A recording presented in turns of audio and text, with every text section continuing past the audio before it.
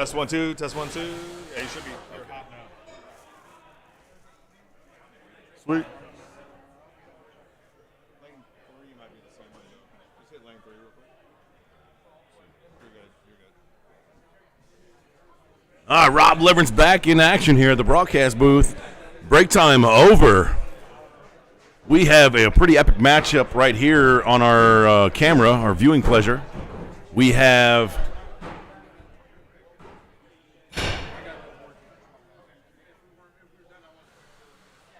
half the flow bro. I don't know if he's the flow or the bro. Depke, if you're out there, let me know which one you are and which one Tyler is. That's Tyler Flynn in the white hat and Justin Reese on the right side of our cameras. And then we have David Corley over there in the tribal axe polo, and Colby Dean in those shorts. One of the few throwers wearing shorts here in Sterling, Virginia, X's and O's.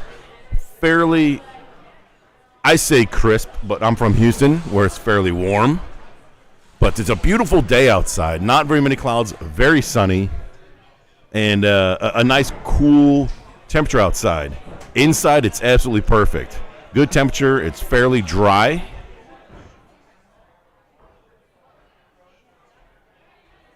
Perfect conditions for throwing. Great team here at X's and O's. The board changes and the pit crew have been outstandingly efficient. I talked about yesterday how I would love to see, we need Waddle to hear this. We need to get Tyler Flynn back here to earwig him again since he is now on the Waddle team. Mike Moore, if you're out there, Mario, if you're out there watching and listening, we want to see a pit crew competition at the major events. Probably the U.S. Open is where that would be, or the World Championship's a little bit more serious than the U.S. Open. A lot at stake at the World Championship. To be the best in the world is the accomplishment that we are throwing for the whole year for. But we want to see a pit crew competition. When those boards are going to have to get changed anyway, so we might as well have fun while we do it. And that's the idea. The details and ramifications of that can be worked out later. It's been mentioned that we want to see venue pit crews. That would be great. We also want someone out there to get sponsorship from Power Tools. We had a man, one of the pit crew here yesterday said, hey, Rob, there's a problem in that theory with the pit crew. Is I am not a thrower, and I will not travel to the World Championship just to be in the pit crew promotion.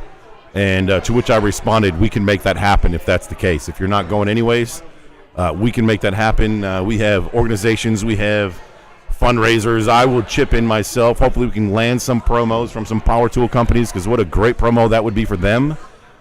And their ability and efficiency of a DeWalt drill, Milwaukee, Ryobi, where are you guys at? This is a rubber match. Game number 3, best 2 out of 3, double elimination. This is an A bracket matchup, so the loser of this match just gets bumped down to the B bracket.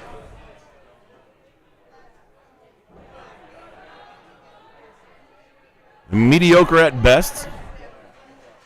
David and Colby and Team Tyler and Short Depke. Justin Reese made an outstanding run yesterday in Hatchet. The main event was yesterday. We took the top 2 from each of the 4 brackets. 8 final hatchet throwers will be throwing today later on in Championship Sunday for the Capital City Classic here at X's and O's. Justin Reese was in the A bracket. He made it to the A bracket championship of bracket 4. And he lost in the A bracket championship, which bumped him down to the B bracket championship, to where he ended up being edged out and eliminated. After the match, after that tournament was over yesterday, I talked to Justin, congratulated him on that epic run. And I asked him whether or not, where your headspace is in this kind of format where we take the top 2. And the reason why I say that is you're on cruise control when you make it to the A bracket finals. But you still have to play those A bracket finals, which means if you get bumped down to the B bracket, you lost. You're a loser going into the B bracket championship. Whereas if you're already in the B bracket, you are steamrolling everybody and making a run by winning. So emotionally, you're going into that B bracket championship winning instead of coming out of the A bracket as a loss. And I asked him how that felt. And he said it definitely was in the back of my head because I just, I lost. I made some mistakes, and it was bothering me. He is one of those throwers that puts a lot of pressure on himself and takes it very hard when he makes mistakes. And he definitely admitted that it did bother him, and you can tell a little bit in his throwing. But a great run by Justin. One of the many good throwers in the state of Ohio. Justin in the Waddle jersey right here on the left side with Tyler Flynn, Colby Dean, and David Corley. David Corley also made a pretty epic run in Hatchet, the main event yesterday. Came up a little bit short. Was hitting kill shots. He dropped a 64 perfect game to win in one of his matches, which was it was great to see his excitement when he hit that 64. A 59 posted by David and Colby with a double kill shot hit. 59-52 on that last throw. But David went on that epic run yesterday, hit a 64 I believe it was a 64-61. He also had a match that was 63-62. And based on his excitement when he hit that 64, you could tell that it was his first one in a tournament setting, which he said it was. Now, David Corley is a 64 coin holder. It was awarded by me at the World Championship Gala after party through Ryan Smith. And Ryan Smith pulled me aside and said, "Hey, Rob, David gets really embarrassed in public settings." So during the karaoke portion of our gala event, he wanted me to bring David out front. And David quickly ran away when I made the announcement to have him come front and center because he thought he was being called up to sing in a kamikaze karaoke format. But we gathered him up and presented him his 64 coin that he earned from Ryan Smith, our 2020 world champion. Someone out there in the comments, correct me if I'm wrong on that year for Ryan Smith, but nonetheless, Ryan Smith was a champion. So 59-52 in that rubber match by David and Colby. They will stay alive in that A bracket as what were they? Mediocre at best. Tyler, short Ducky, Style Jutsu. And lane 3, Tyler. I'm looking at the bracket right now. If you want to follow along with the bracket, go to the axthrowing.org. And once you're there, click the menu in the upper right.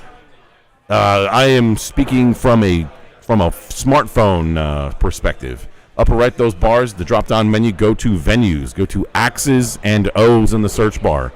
Click on it. You'll see the X's and O's icon.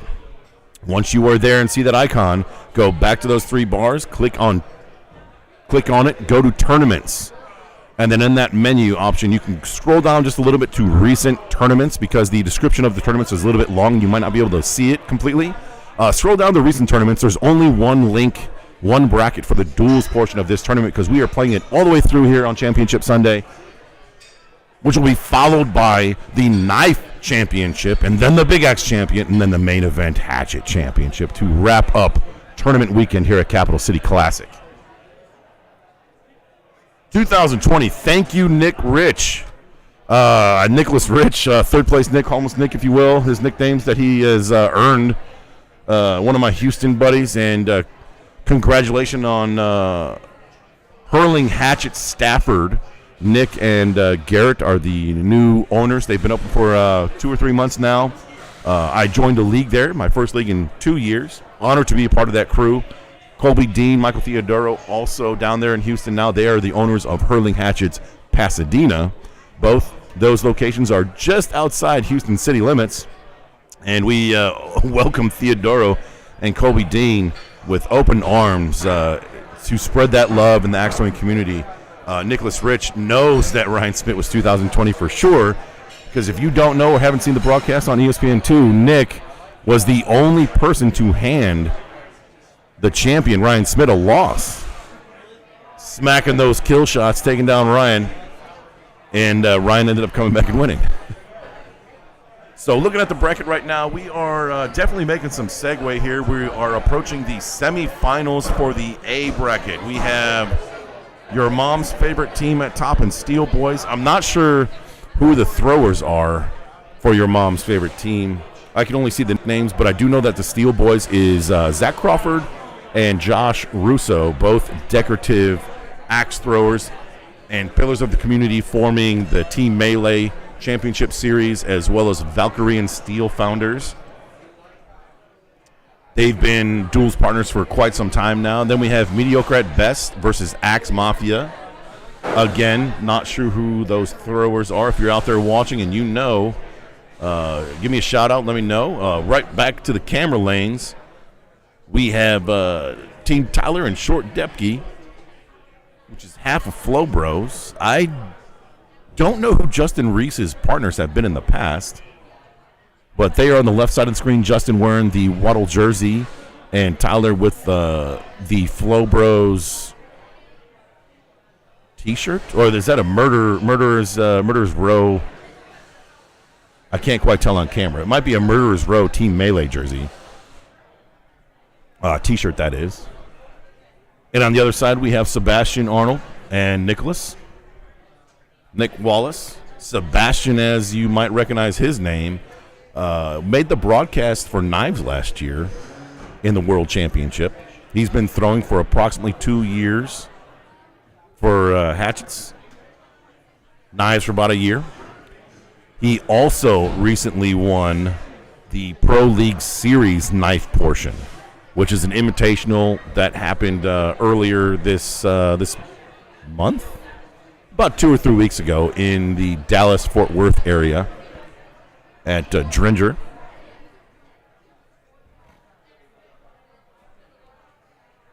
Dr. Dan, thank you, Nick. Dr. Dan and Justin Reese. That makes sense. Both a couple of Ohioans.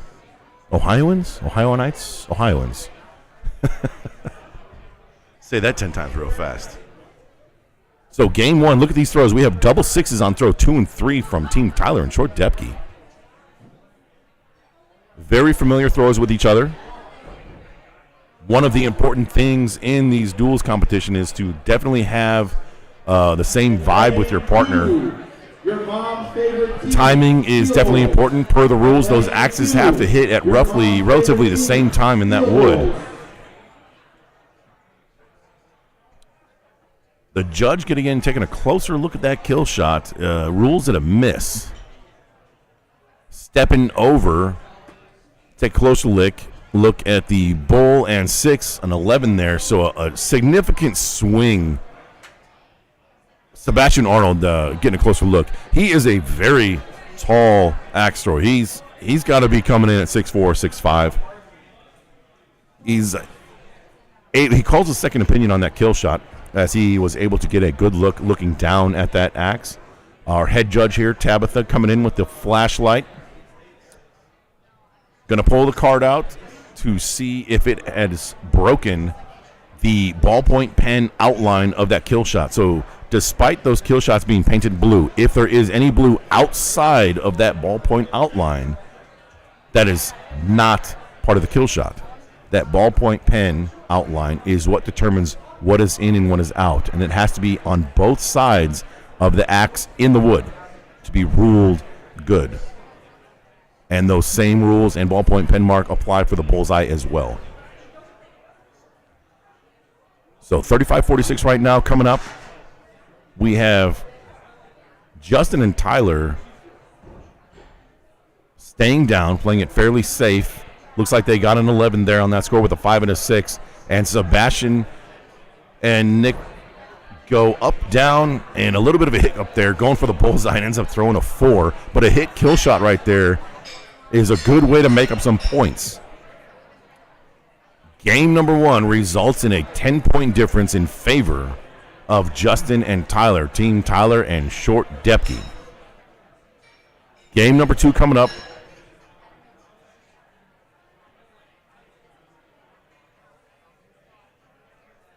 This is a B bracket matchup. This is we're still a good ways away from determining the B bracket winner. But the winner of this goes on to play Mad Kills in the B bracket.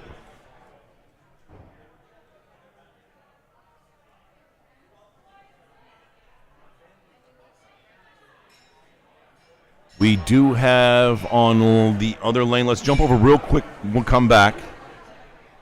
This is another A bracket matchup between the Steel Boys, Josh Russo, Zach Crawford on the right side of your screen, and a couple of familiar throwers, and Lucas and Ian Malpass on the left side.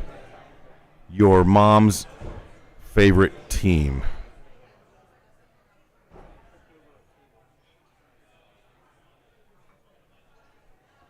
One of the strategies of Team Brown Johnson, where Lucas is half of that back-to-back-to-back World Championship duels team. Not Ian Malpass. Part of that, Hayden Brown, is his teammate. He is also in this tournament, but they're not throwing together. Hayden teamed up with Mark Tishko. But one of the strategies, if we look at their stances right now, watch these guys set up in where they're at on that foot fault line, which is that black line. That's 12 feet. Lucas steps out to the side. You see him just step out to the side? Lucas's strategy is we come at an angle and hit that bullseye at an angle, which gives our axes more room and less margin for drops. A great strategy. Now, I don't know. I've thrown duels with Lucas twice, and we did the same thing, and it's great. It did allow us a little bit of buffer. I don't think a lot of teams have adopted that strategy. When you step out to the side, you are throwing a little bit further, and where inches matter, you have a higher possibility of over-rotating your hatchet, especially if you throw a shorter handle. Shorter handle usually indicates that you have to be closer to the board. Mark Tishko is a good example of that. He is 6'5", I believe, and he throws a 14-inch handle. One of the shortest handles that I think out of any throwers. Vin Crescenzo also, I believe, throws a fairly short handle. But Vin is also a tall competitor, coming in at about 6'4", 6'5", and throws relatively hard compared to others. But this is game number one between these two competitors in the A bracket. Jumping back over here to game number two, where a double bullseye posted by Tyler and Short Depke. Team Frog Style Jiu-Jitsu. Try and say that 10 times real fast. Sebastian Arnold and Nick Wallace there. Strategy being talking about right here, a 3-point game right now. If you're down, you're kind of it's a waiting game to see, hey, what are you guys doing? What are you guys doing? Well, it's up to you. You're in the lead, blah, blah, blah. Right now, if you're down and you both decide to go up, you almost forced your opponent to go up as well.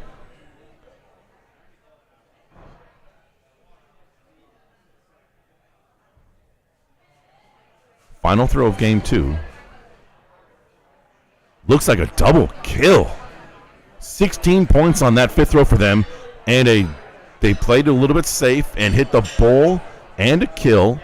They understood the assignment to end up posting a 60 out of a possible 64 points. 1-point game. So if Justin doesn't hit that bullseye there and throws a 5, we end up having a tie match. So it's a big pressure throw, throwing that bullseye by Tyler and Justin. Tyler and Justin will move along in the B bracket. That was a B bracket matchup. Team Frog Style Jiu-Jitsu, Sebastian and Nix, their run comes to an end. And the duels portion of Championship Sunday at Capital City Classic, Axes and O's here, Sterling, Virginia. Axe Mafia. Lane 3, mediocre at best. Axe Mafia. Lane 3 coming up. We have another A bracket match. We'll jump back over to lane 2 here to see the first throws coming up here in game number 2.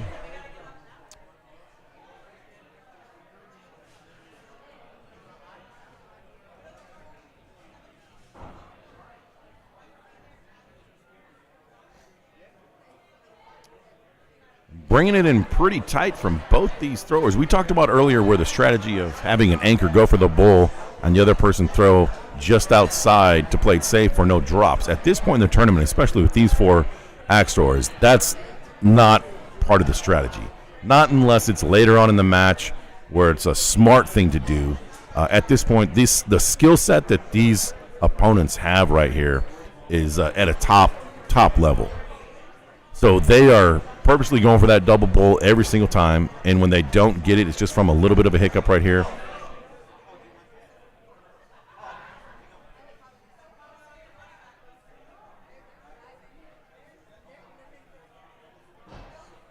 Lucas and Ian won game number 1. This is game number 2.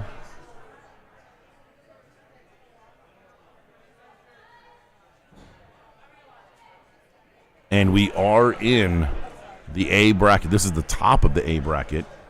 The winner of this goes on to play the winner of Mediocre at Best and Axe Mafia, which is going on in the other lane right now. Let's jump over real quick. They're getting ready to start. That's Colby Dean and David Corley versus Ronnie Patterson and David Gahn. This is the other side of the A bracket. So the winner of this match and the winner of this match here, they will end up facing off against each other in the A bracket finals.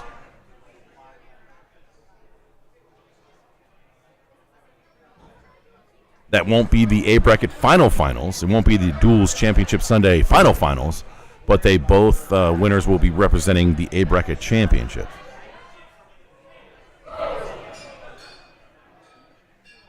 So a double bullseye from Steel Boys there, and a slight miss on that bull there on a 5 and a 6 from your mom's favorite team.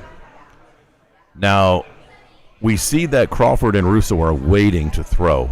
And I think that's more to the point where the strategy of Ian and Lucas is to step out. They don't stand close to each other and throw straight on that bullseye. They step out and throw at an angle towards that bullseye. So to give Russo some space right here, who's throwing on the inside of the lane, they're waiting to let them throw so he has enough space to make a throw how he would normally do. A clank of the steel there and an angled, it looked like it was going to be drilled a bullseye, but it hit axes and angled out into the 5. So another double bullseye posted by your mom's favorite team and a 5-6. 45 all going into the 5th throw. Normally when we're tied, they'll all go up at this point in the tournament. And we'll see Lucas and Ian throw first here. This is game number 2 where Lucas and Ian took game 1.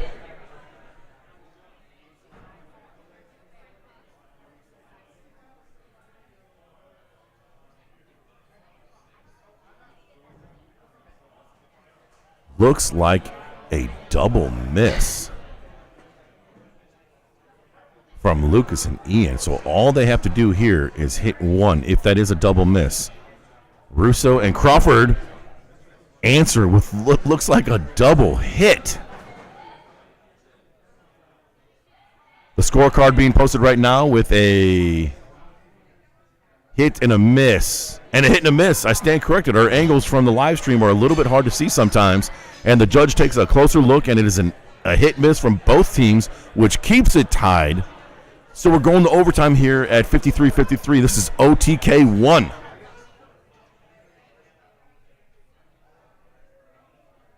Now, OTK 1 it's a sudden death throw. And how this will be ruled is the amount of kill shots hit. So if you have 2 kill shots hit versus 1 hit, obviously the person with the 16-pointer versus 8s will win.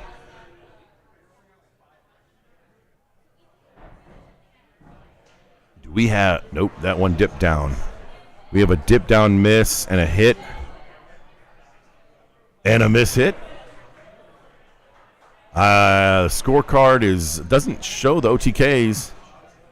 But we did see some hugs being given out right now. It almost looked like a conceding hug of defeat.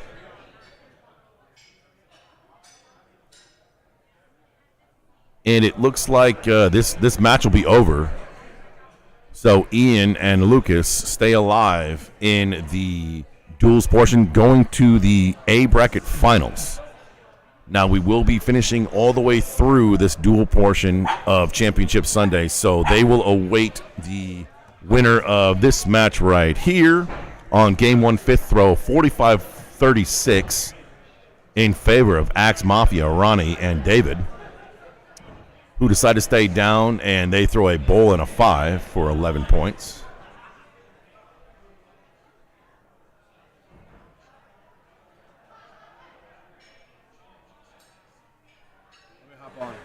Come on in, man. Put the headphones on? Yeah, put the headphones on so you can hear me. Get your mouth real close to that microphone and jump on in. We have a special guest right now. One of the staff members here at X's and O's in Sterling, Virginia, is joining the broadcast. Yeah, it feels special. Feels real special. Tell the people who you are. My name's Trevor. I'm the bar back here. Yeah, that's pretty much it. Just a kid. Trevor, how experienced are you with axe throwing? None at all. None at all. This is probably like my 10th match I've ever seen. I've never sat through and like actually watched a full match before. Okay. Well, you came in at a good time because this is the A bracket semifinals right here. The winner of this goes on to the A bracket finals. So you're witnessing a couple of teams that are in the higher portion of caliber of throwers. We have Team Mediocre at Best with David Corley and Colby Dean, and we have Team Axe Mafia and Ronnie and David. Ronnie and David are on the left side of your viewing screen in the blue and black shirt. Colby Dean, as some might know, from second place world championship in the Crocs and shorts. Nice. David rocking the tribal axe polo. So who's winning right now and how can I tell? Game number 1 was awarded to you're making me nervous, Trevor. I don't remember. Stuck behind the bar, so I can't really watch. Oh my gosh. Oh no. Oh, that's not good. You gotta like extend it down. You gotta go to like the bottom of the brow. Yeah, there you go.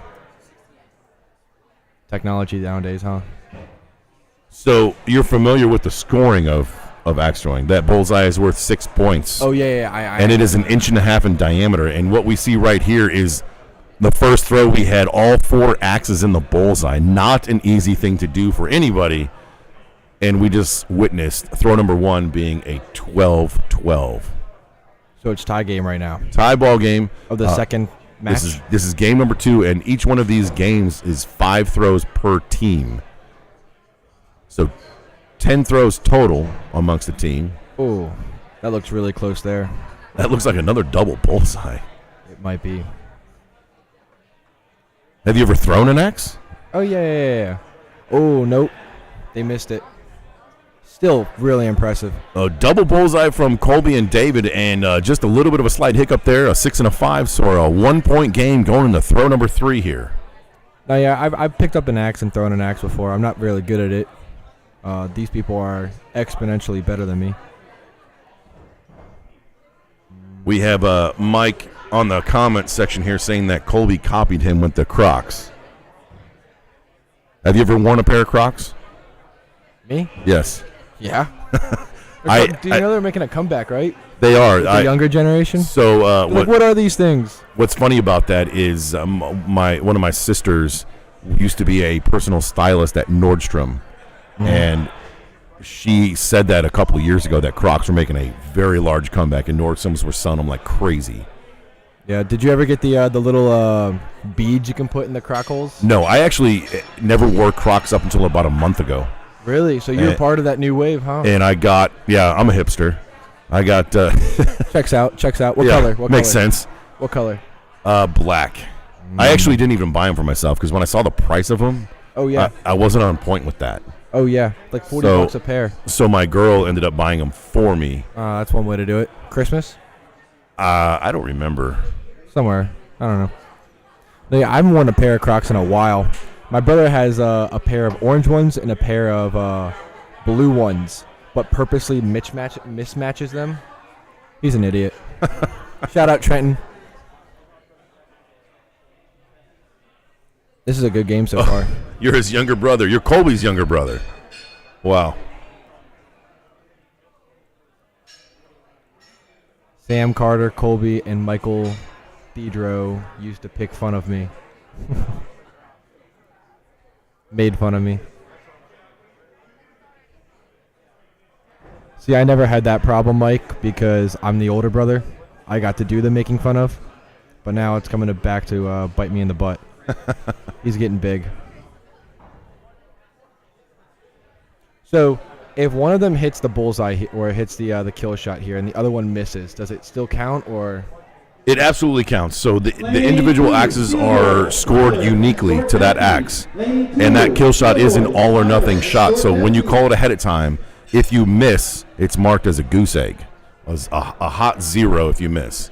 Really? Yes. So we're being pushed here to game number 3 in the best 2 out of 3 format of this double elimination tournament right now, and these are practice throws coming up. You're allotted 1 practice throw if you want before the match begins.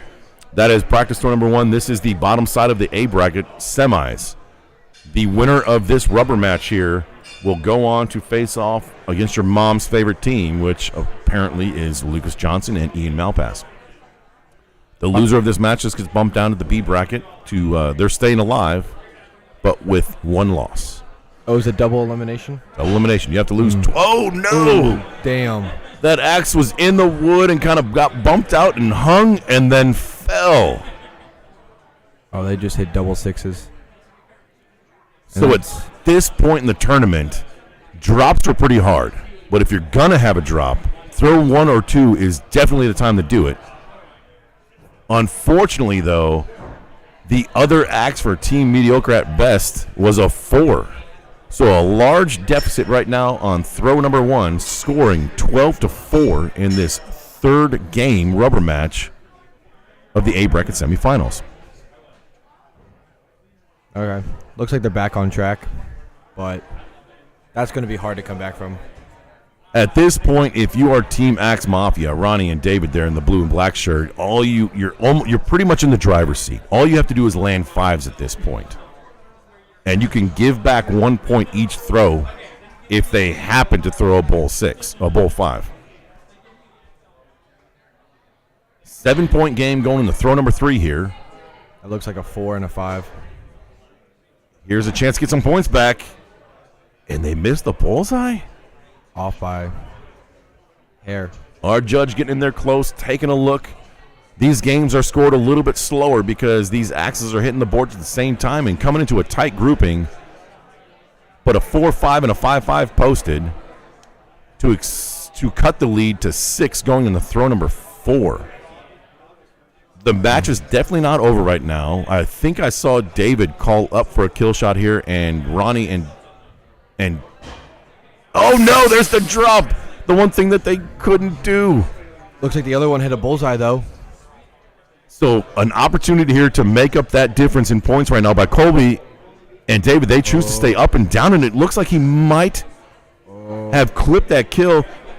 Hands on the hips usually indicates that that's a miss by the thrower, and it is a miss, marked a 0. Damn. And a bullseye, so not a lot of harm done there at all. Damn. Momentumly, maybe with the drop, messes with your head a little bit, but a missed kill shot there in that all or nothing. If he would have known he was going to drop, he definitely would not have called that kill shot. Oh, but 100%. The kill shot has to be called before the throw has been made. 100%. But he was off by very, very little more. So a 6-point spread here. You only get two kill shot attempts per 5 throws here per team.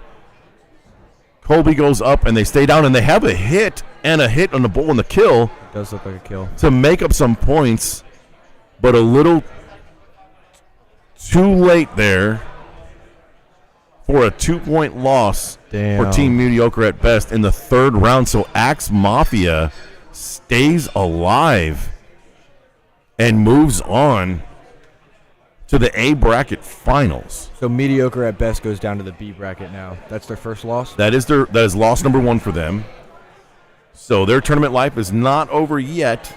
And Axe Mafia now is going to face the tall task of your mom's favorite team, which is half of the back-to-back-to-back World Championship team with Lucas Johnson, and then Ian Malpass is his partner today. And we're going to go down. We're getting a board change going on this lane. We're going to jump over to the other lane to watch Steel Boys, Zach Zeus Crawford, and Josh Russo there on the left in the Valkyrie and Steel jerseys versus Tyler Flynn and Justin Reese. All 4 of these throws right now that we're watching are all from Ohio. All from where? All from Ohio. Ohio. And 3 of the 4 throwers, 2 of there the... was a drop. Oh, no. 2 of those 4 throwers are incredibly...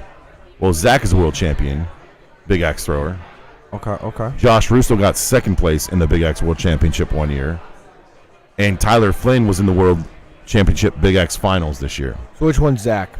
Point him out. Zach is on the outside, on the left in the black shorts. Russo, his partner, is in the white shoes with jeans. All right. Tyler Flynn is arguably, if there was a Thrower of the Year award, it would probably be between Tyler Flynn there in the white hat and Lucas Johnson. I don't think there's much debate for those 2 options over the last year. They're just really consistent.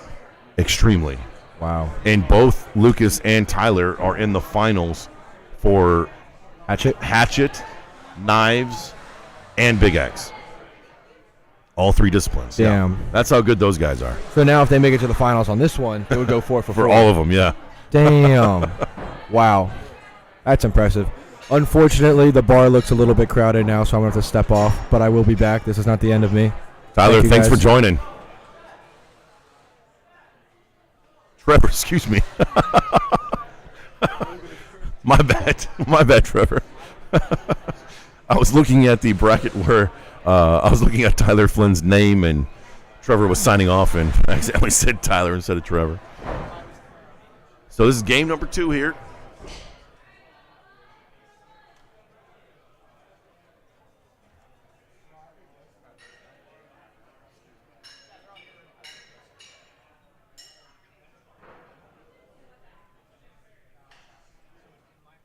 Game number 1 was awarded to Tyler and Short Depke with a 53 posted. Game number 2, a must-win for Steel Boys, Zach Crawford and Josh Russo. In order to force that rubber match, game 3, best 2 out of 3. And Colby is the oldest but the shortest of the brothers. I bet that's the first time you've ever told him that.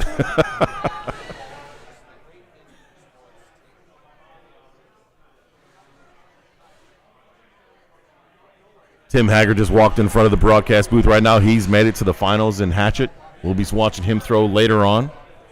The order right now is we're going to continue to play out these duels champions. Right now we're going to determine a winner without any stoppage. After that we're going to do knives, and after that we're going to do Big Axe, and after that we will do Hatchet. I'm going to jump off right quick on a short, quick break. I'll be right back.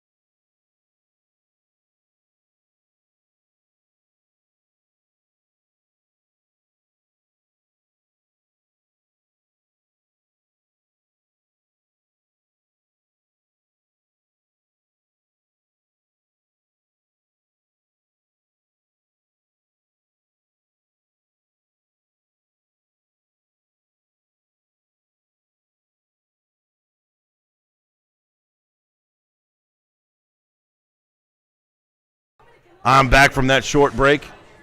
You coming in? Come on in. We have another special guest coming in on the microphone. Put those headphones on, get right up close to the mic, and tell the people who you are. Hi, I'm Casey Radney. I'm Tara Hampton's stepdaughter. Tara Hampton is the owner here at X's and O's in Sterling, Virginia, and the host, the very gracious host. One of the best tournaments I've been around. I was here last year for the Capital City Classic, and then once again this year. Tara is way up there setting the bar as someone in the hospitality industry and hosting us for these tournaments. Just a quick mention, we're going to game number 3 right here from the match we're watching.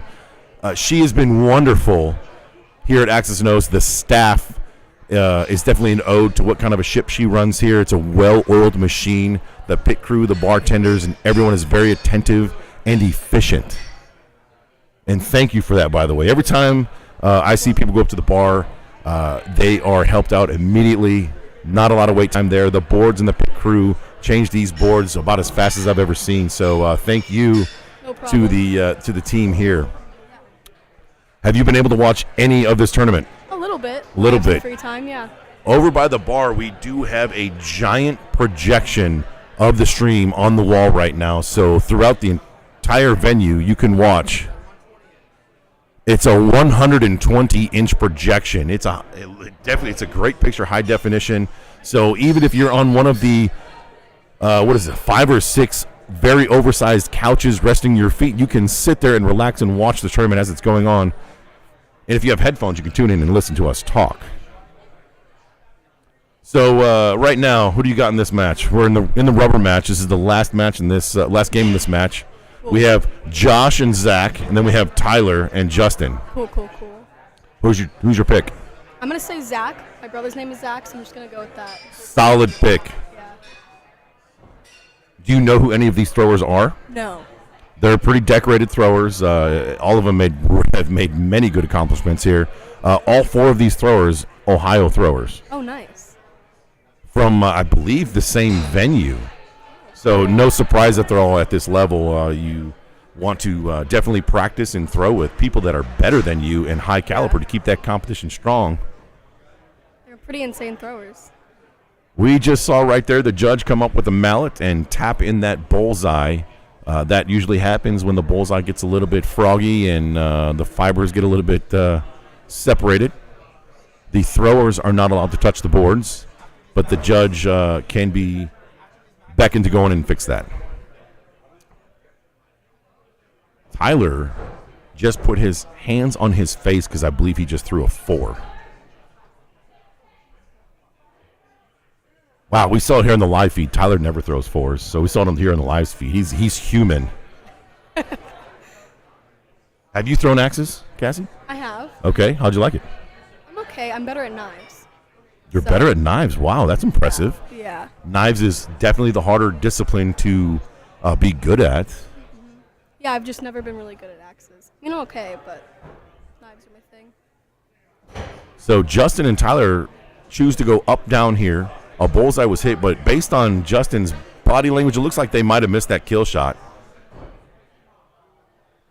And Zach and Russo, it is a missed kill shot. Zach and Russo bring it in for a 5-6 to make this game 36-46, going into the last and final throw of this rubber match. So you might be right here. You might have picked a winner. I might. You're a natural. This is a B bracket matchup. The loser of this goes home, or at least goes to the bar. And it looks like we have a hit and another missed kill shot from Team Tyler and Short Depke. Cruise control for Steel Boys. And they definitely choose to play it safe. One went for a bowl there and one stepped it outside, hit a 4.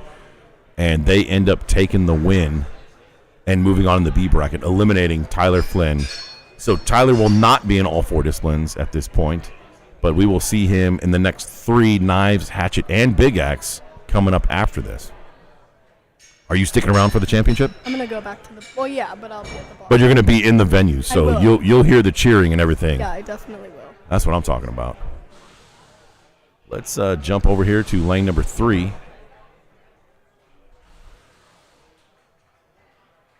as it looks like we just came in on the last throw in game 2, which will end the tournament life of Team Pillsbury Throwboys. I think. I'm going just based on the hugs that we saw. Yeah.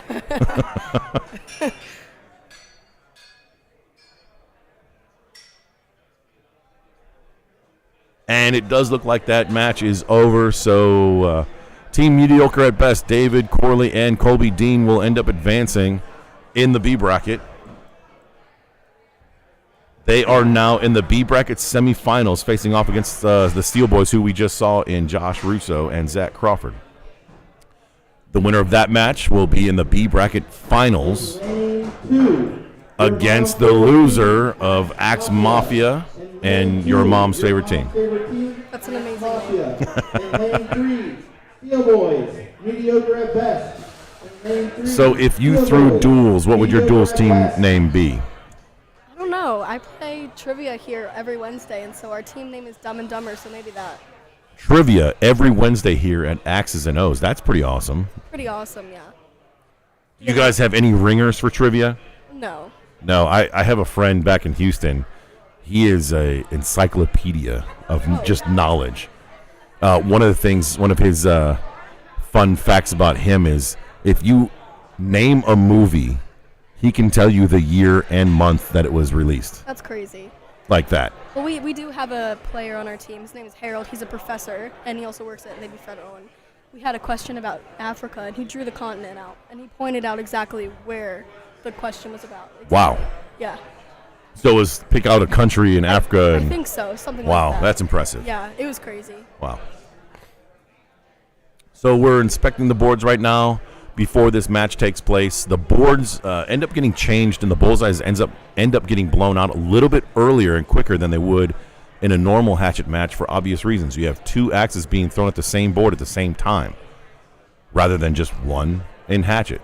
So it's definitely important to inspect them before you throw because they get blown out quicker than normal. And if you end up going to 3 matches, that's a lot of hatchets being thrown at these boards. We're going to jump over to the other lane, see what's going on. We have Ronnie Patterson and David in the blue and black shirt, and Lucas and Ian. This is the A bracket championship. This isn't the finals, but these are the 2 representatives in the A bracket. They're the last 2 teams with no losses.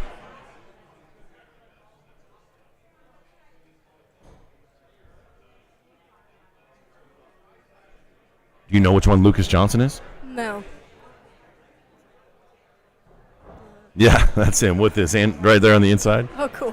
Those shirts are Murderers Row T-shirts, and that is the Team Melee team that they're on. Okay. It's a new logo, a new team. The Melee is a teamed axe swing event that plays 4 or 5 times a year. Oh. It's an unofficial discipline, and it was great fun at the World Championship last year. There was a good turnout for that. Cool.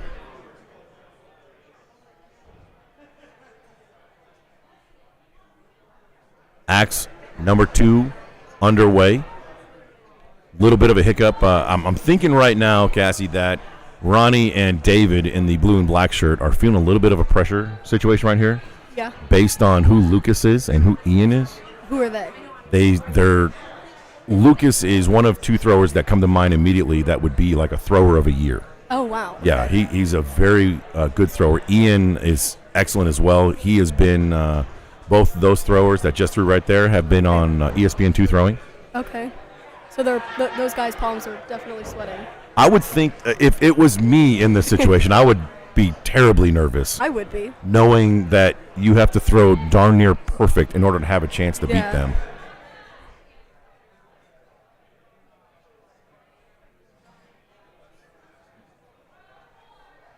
One-point game going into throw number 4 here.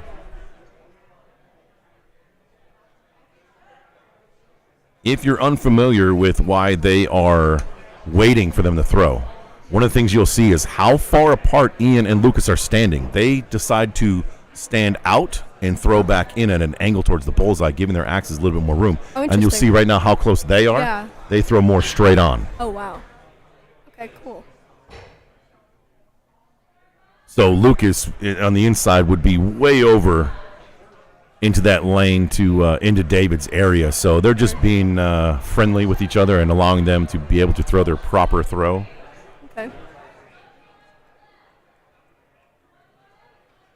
We were talking about the food here earlier. You could probably give us some more insight on the food. What is the food here is great. Oh, it's good. Yeah, it's very good. And I just walked around the corner and got a whiff from the kitchen. It smells so good. Very good. It makes me hungry. What is your favorite? Give me your top 2 things to order on the menu. Probably the farmer's market flatbread. That one's pretty good. What's the farmer market flatbread? It's like a vegetarian. Okay, all right. And then I would say the adult grilled cheese and tomato soup is pretty The good. adult grilled cheese and tomato soup. Yeah. I got a fun fact about tomato soup and grilled cheese. I was born and raised in the Chicagoland area. Okay. And tomato soup and grilled cheese was a staple in our household. It's great. It's good pairing. Oh, yeah. But when I moved down to Texas, not a lot of people heard of it. Really? Yeah, they didn't know about that tomato soup and grilled cheese. I feel like that's pretty known. I think so too, but there are some things that I didn't know about food-wise going to Houston, Texas. I didn't know what a crawfish was before I moved down there. You didn't? I did not know what a crawfish was, never had one, never peeled one. I think I don't see the point in them. They're too small. That's because you're not from the South. If you're Well, from I the guess- South, it's like a, Staple? yeah. But we actually, I enjoy crawfish. I agree. It's a little reward for a lot of work kind of thing. Yeah. We had a crawfish boil Super Bowl party. Oh, nice. During Super Bowl. It was great. It's the first time that I actually made crawfish myself. And they were okay. They weren't too bad. So this last throw here, 5th throw, it looks like we have a double hit and a hit. That's not right. The scoring's not right there. So the score posted at 8-5 is not correct. We'll see an adjustment here. We're also looking at a possible second opinion.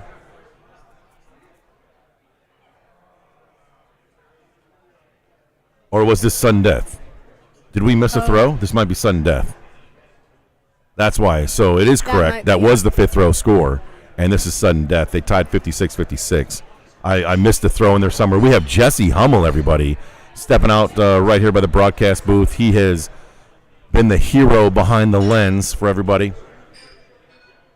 And I don't know who won because we cannot see the sudden death win in the current setup that I saw. But I can jump over in just a second to see the match. And it was awarded to your mom's favorite team, Lucas Johnson and Ian Malpass. So game 1 went to Lucas and Ian in the dark pants and shirt.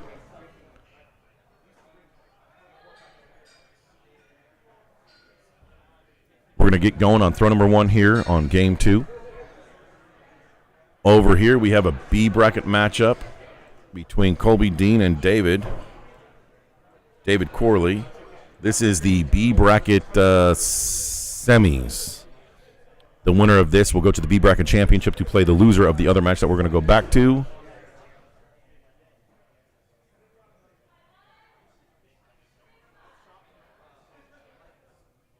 One-point game going to throw number 2. How many beers do you guys have on tap here? Gosh. Ballpark it. 15, 20? 15 or 20? Maybe Wow. 10, maybe 15. That's awesome. And Everything's local. that's awesome. I like so Axis and O's here in Sterling, Virginia sources local beers, and there's 15 to 20 from our bartender source here. What do you have a favorite beer? I do. Which one? I have 2. I like Jack's, which is a cider. Oh That's yeah, hard cider slap And I hard. like Tin Man Minky Boodle. It's What's very that? good. It's a raspberry sour. It's kind of Oh tart. wow, okay. Yeah. It's good You'd if fit you in mix really them. well in Austin. Huh? You'd fit really well in Austin. Think? I've never been. It's a great city in Texas. I love it. I have had that. What's the coffee beer? The oatmeal stout. Was it that one or? I don't remember. I don't know. They have a beer that's a coffee beer, and it's just great. We used to have a can of that. Not the can, Okay. the draft. Then I don't know. And currently, this one is the light lager. Yes, that's the Oh No Hell Yes lager. That's more my style. That's been a great, refreshing beer. One of the 15 or 20 on tap. Well, I didn't know y'all had that many. Huh. I feel so basic only having one. That's a really good one, though. That's pretty much what everyone orders. Yeah. That one or Faceplant. So tied going into throw number 4 here, 30 all. Once again, we'll see these teams taking their time alternating throws because the distance in between and Ian stepping out into the inside there. Oh, no. A drop there from team, your mom's favorite team. Pretty hard to come back from on throw 4. The final throw here, I imagine Ian and Lucas, whom are changing axes. They're going for the kill shot axe. Not a lot of people throw their main thrower for the bullseyes because of the risk of hitting and chipping the blade, cutting out some wood. Robin Hood, these axes. Do you own your own axe? I do. What do you got? I think it's called a corporal. A corporal, okay. Yeah. Is it a custom handle? It's not yet. I meant to bring it. It's under my bed. Uh-huh. It's a good spot for it. You got to hit up Tara, I know. the owner of Axes and O's, to get her a custom handle. We got some custom handles over there. Go pick one out. Be, yo, I know. I yo, should. stepma, I should. hook me up. So Lucas and Ian both go up right here, and it looks like a hit-miss. And a drop in a 5 on that last throw.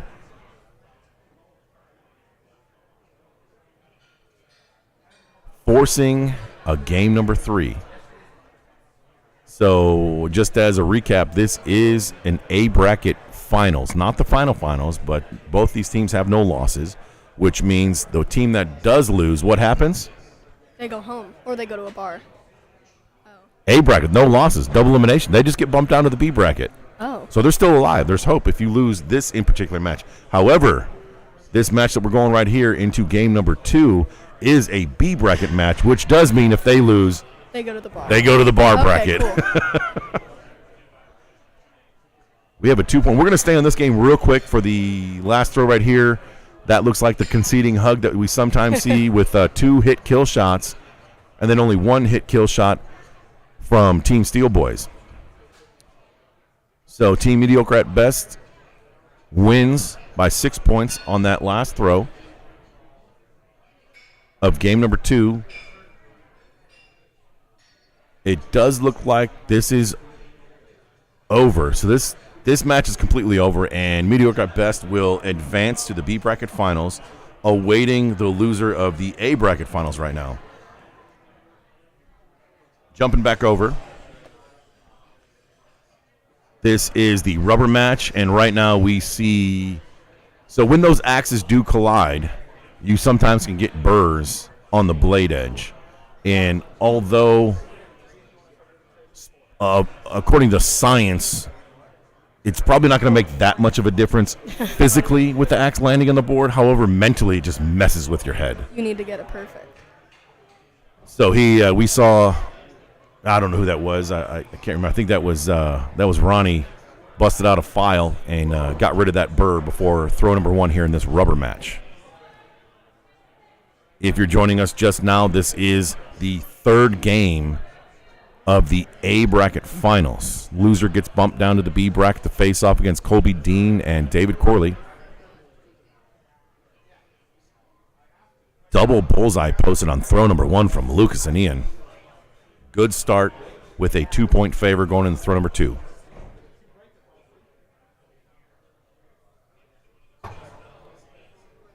That is not nearly as cold as it was a few minutes ago.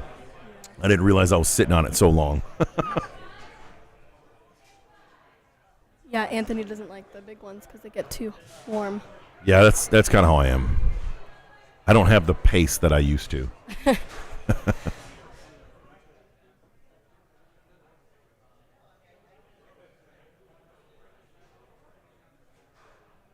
Throw number 3 coming up. 2-point difference in favor of your mom's favorite team.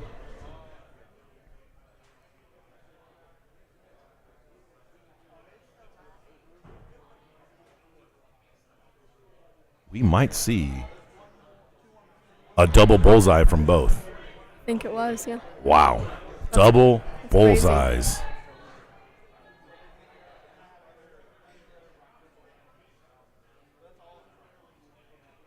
As we whittle down these duels matches on Championship Sunday, we will take a short break afterwards and pick up the knife portion of Championship Sunday. There are 4 finalists for the knife portion of this Championship Sunday. We took the top 2 throwers from the 2 brackets for knives, and they are Tyler Flynn, Dustin Wellman, Brett Williamson, and Lucas Johnson, who's throwing right now. After that, we will have the Big Axe portion of Championship Sunday, where we will have Lucas Johnson, Dustin Wellman, Tyler Flynn, and Mark Tishko battling it out. And then after that, what do we have? Hatchet. Hatchet. There we go. We took the top 2 from the 4 brackets that we had, so 8 hatchet throwers to battle it out in the Championship Sunday portion of the tournament, where we have Dustin Wellman, Colby Dean, Tyler Flynn, Mike Titus, Hayden Brown, Lucas Johnson, Tim Haggard, and Nick Doan.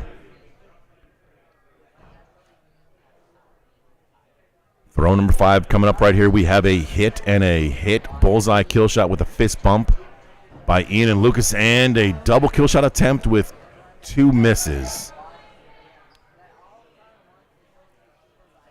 Sorry. Go ahead. Have you had the cookies yet? I have not. They're pretty good.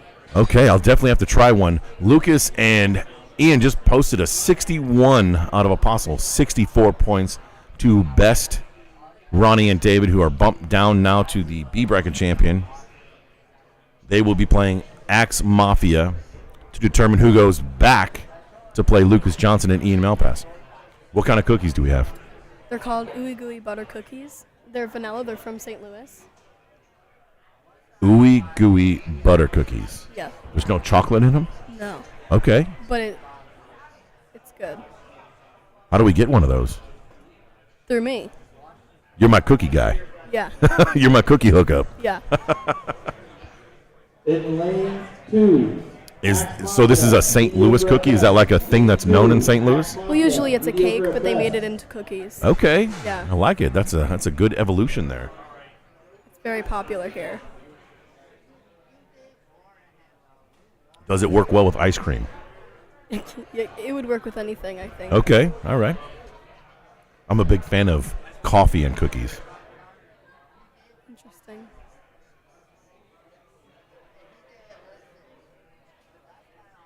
So right now we are waiting for the B bracket championship to take place. We're getting a fresh spray on the boards. That water helps make them a little bit softer. Cottonwood supplied by Elm City Boards. All of these boards have been changed in a very efficient manner from the pit crew here at Axis and O's in Sterling, Virginia. Capital City Classic. Making sure these boards are nice and prepped for the B bracket championship. The loser of this will be handed their second loss and will join us in the bar bracket. The winner will go up to face Lucas Johnson and Ian Malpass for the finals. And with the format that we have, the winner of this game here has to go up and beat them twice. Oh, dang. Because it's a double elimination tournament. And the team in the A bracket has no losses. Wow. So not an easy feat to do. No.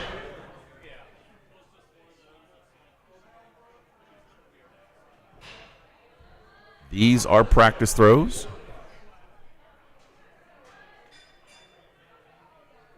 Tapping axes and throw number 1 coming up of game 1, B bracket championship.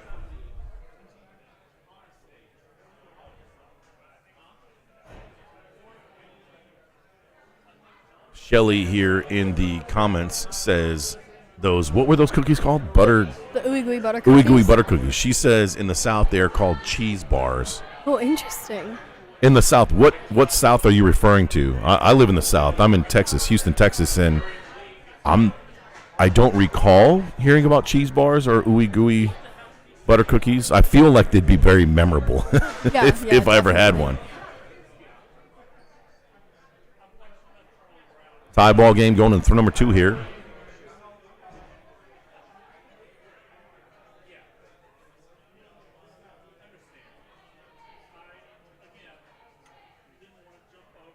A double bullseye there from Ronnie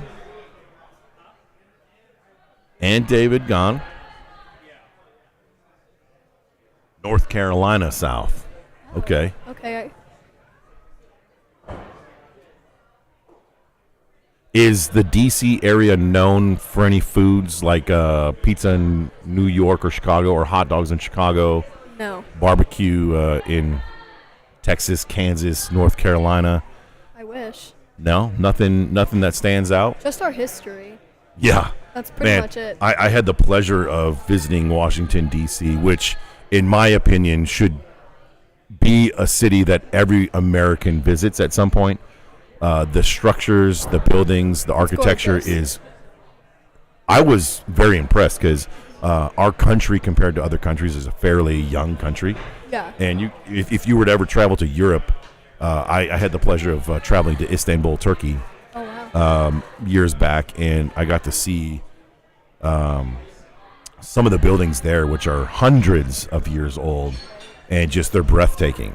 Yeah. So Houston, a relatively young city in the United States, we don't have a lot of unique architecture like you'd see at some of the older cities like Chicago and New York. Right. So I definitely appreciated the nation's capital Yeah. for what it is. A lot of the museums, and what do they call it? Yes. The Smithsonian's. Is the that- Smithsonian's, but they're the area. It's the mall. Oh. What is it called? The mall. There's just the mall. Yeah. So the mall is an area of museums that many of them are free. Yes. Pretty much all of them are free. Only Yeah. a couple, like the Spy Museum, you have to pay for admission. Okay, I went to the Botanical Gardens, Yeah. which was super cool. Yeah. And man, I went to the big cathedral here. I can't remember the name of it. It slips in my mind. Oh, I know it. But that was very impressive. Yeah. So definitely a destination for everybody. Washington, D.C. here. Sterling, Virginia is just outside of Washington. As a crow flies, 24 miles from the Lincoln Memorial. Did you go to the Pencil? Did you see it? The Pencil? Yeah. Oh, the Washington Monument? Is that what Yeah. you're talking about? Yes, I did. That's what people call it. Okay, I did. I actually rented a bicycle and Did you? rode all over. That's smart. Oh, Especially it if was you're not so here for cool. a while. I went geographically in the city. I'm not sure where it's at. I think it's down south by is it Jefferson Memorial, a little bit south. It was an area that was an area that had a lot of new businesses, Okay. and it was great. There was a lot of local restaurants, which were Yeah. great, right along the, whatever river it is. Potomac.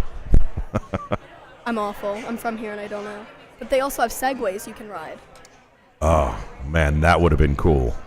A lot less work is what that would have been.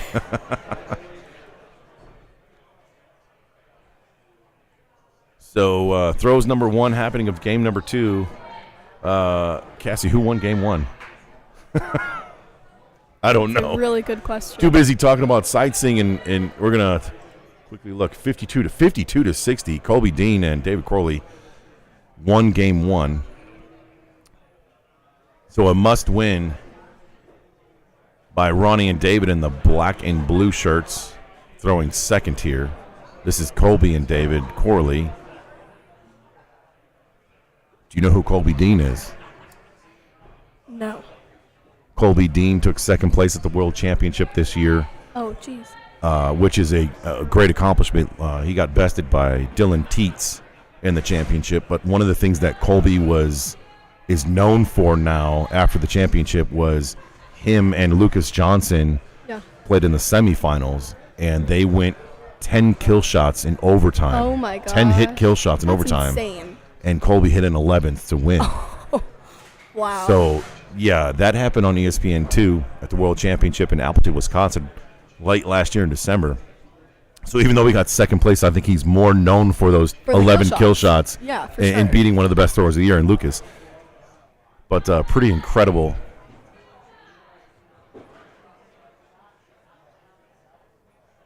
Currently a 2-point game going in the throw number 4. Not a lot of strategy on this throw right here with 2 points separating these teams. You're going to stay down here and then talk strategy on throw number 5. And the strategy I'm talking about is whether or not we are going to go up on kill shots or up down or both up, both down. Tight grouping right there from Colby and David. It looks like a double bullseye. That's a pretty huge double bullseye going in the throw number 5. If it is, it is a 6-5, 6-5. So no harm done there on throw number 4. 2-point spread going in. If you're the team down right now, Cassie, you go up and you force the other team to go up. And the experienced throwers and Colby and David there knew ahead of time, and they actually called the kill shots before the team that was down. So they knew ahead of time that was going to happen. Right. If they hit both these kill shots right here, they will solidify it and win the match. That is awfully close. And 2 misses on the other side. So Colby and David Corley will be advancing. They won game 1 and just hit. It was a miss hit, but they still ended up winning game 2. So they will join Lucas Johnson and Ian Malpass in your mom's favorite team in the finals. And remember what has to happen? Colby and David have to win twice. Yeah. They have to give Ian and Lucas 2 losses because this is a double elimination formatted tournament. Each one of the matches will be best 2 out of 3 still. Well, thank you for letting me join you. I should probably go back to bartending and help. If you find the time, bring me one of those cookies. I would love one. Yeah, I got you. Yeah. Thank you for so joining much. me on the broadcast Thank you. here. It was a pleasure having you. Thank you. In lane 2, So a small your little mom's break. favorite team, mediocre at best. In lane 2, your mom's favorite team, mediocre at best. I said a small break, but the lane assignments are happening right now for the for the finals. This will be match 1 of the finals, and I say that because on the left side of your screen in the dark pants and dark jersey, they have to lose twice in order to not win this championship. At the same time, Colby Dean and David over there on the right side have to win twice in order to win the championship. But this is match number 1 of the possible 2. This is game number 1 of the finals. Told you guys I'd be back. We welcome back our Tyler. bar back Trevor. How was my roommate up here, the one I- before? Was she nice? Yeah, she did okay. She was up here for a while. I kind of bogart the microphone sometimes, and I do a lot of talking, and I think she was getting a little shy, but she gave us some insight to axe throwing. It's nice to see an opinion of axe throwing from someone who's not that versed in axe throwing. Oh, yeah. Because what that does is it gives me the opportunity to have the viewers, the not so versed axe viewers, an opinion that I might not sometimes think about. 100%. No, I'm right there with you. I mean, I'm not that into the axe throwing, but me and her are into football a lot. And so my parents aren't into football a lot, so hearing their perspective during football games, Okay. big thing. Who do we have here? We have team, your mom's favorite team, just through second there. They're on the left side of our viewing screen in the black pants and Murderer's Row team jersey, Lucas Johnson, Ian Malpass. And on the other side, and they are the A bracket winners right now, and representing the B bracket, who has to win twice in order to win, we have Colby Dean. Is this the finals? This is the finals. This is Colby Dean and David Corley. So, I'm trying to think. The A bracket, they only have to win once. So Correct. that's Lucas and Ian, Correct. your mom's favorite team. They have to win once. They have to win twice. Correct. This is our A bracket winners here. They only have to win 2 of this best 2 out of 3, and they have to win twice in 2 matches if it happens. Damn. Okay.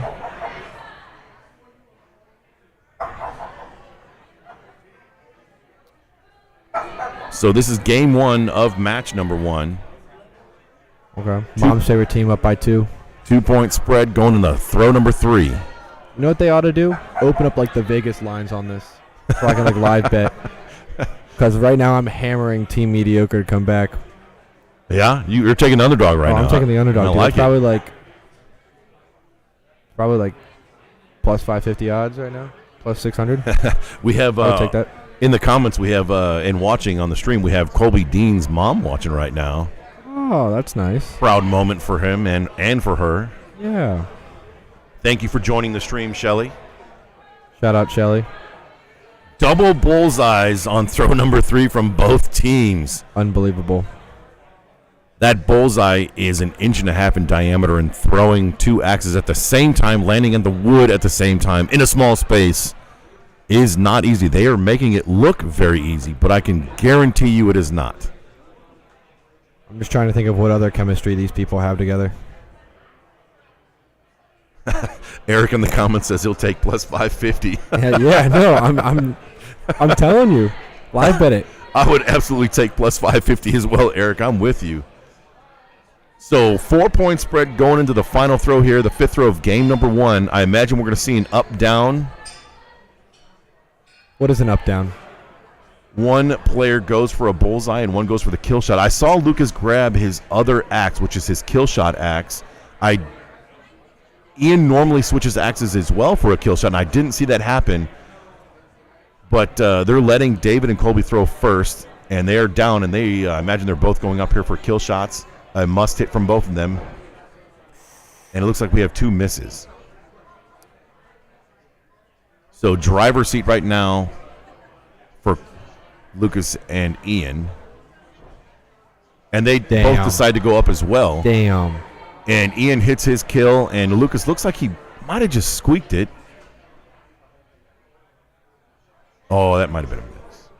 I guess we'll find out here shortly. The scorecard posted.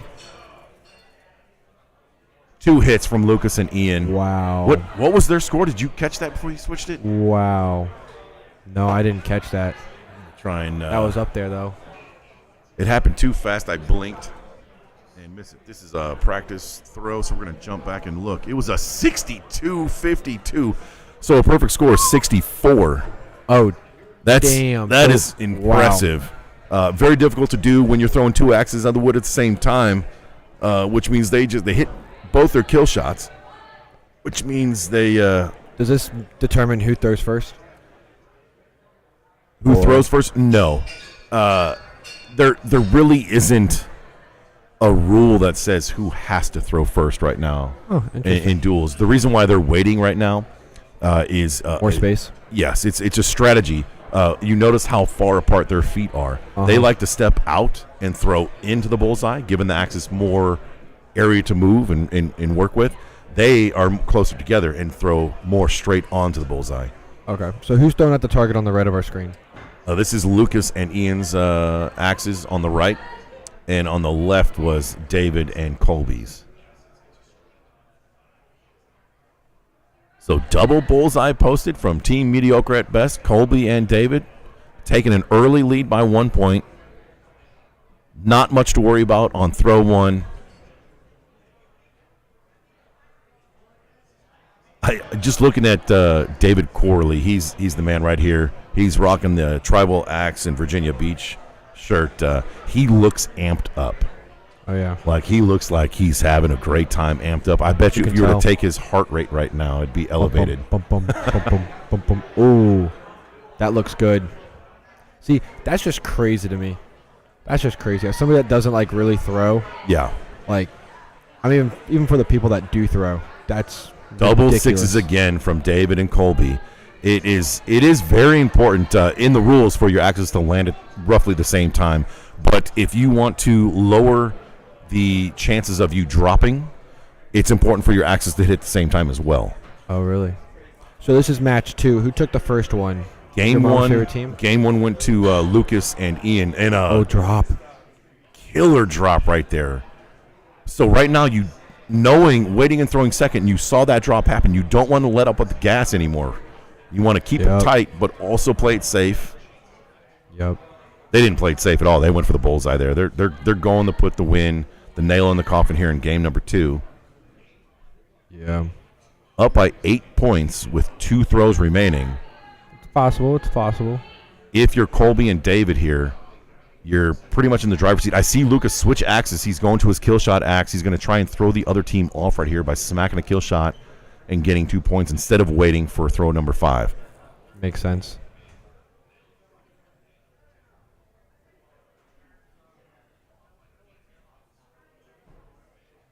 which he Damn. does. Damn. So we have an up down by them, and they hit the kill and The bullseye. the bullseye to post a 14 on that throw. Meanwhile, They ain't let up either.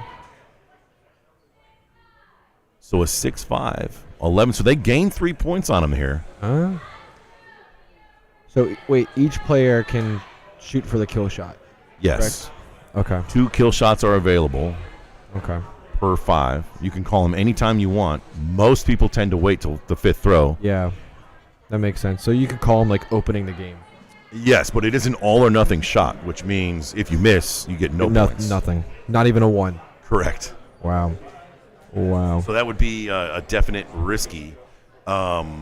Shelly, Colby's mom here, is bringing to our attention that David and Colby are not normally duels teammates. We're doing one hell of a job here. Colby's normal partner is Michael Theodoro, and both of those gentlemen have recently relocated to Houston, Texas, where I'm from, and they are now the venue owners of Hurling Hatchets in Pasadena, Texas. Did he hit that kill shot? No. So a 57 posted by Colby and David there. They win game number 2 to force the rubber match. This is a double elimination tournament, and Lucas and Ian are from the A bracket with no losses. So this is the first set, if you will, of the finals. Colby and David have 1 loss and battling out of the B bracket. This is the rubber match, game number 3 of set number 1. I know everybody on the stream can't see, but if you were here in the venue, it is almost dead quiet, and everybody is just watching. Everything is stopped. Everybody is just watching this match go on. There is a good crowd watching. This is the only match we have going on right now because it is the championship of the duels portion of Championship Sunday. And yes, you're right. You look around and everybody's watching this match right now. It's just traffic has stopped. Looks like New York City traffic. See how many Nobody's going people are- anywhere. I don't know how many viewers we have right now. Let's check it out.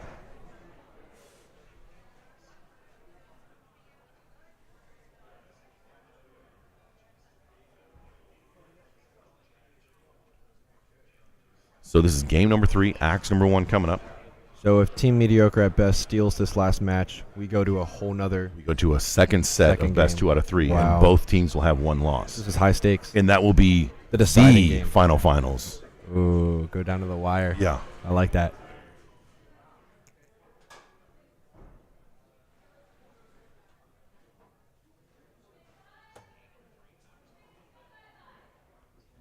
So 1 point lead here by David and Colby going into throw number 2 of the rubber match. A closer look being the axes are pulled. Once the axes are touched after it's been called, if you touch the axe, that call, whatever it is solidified.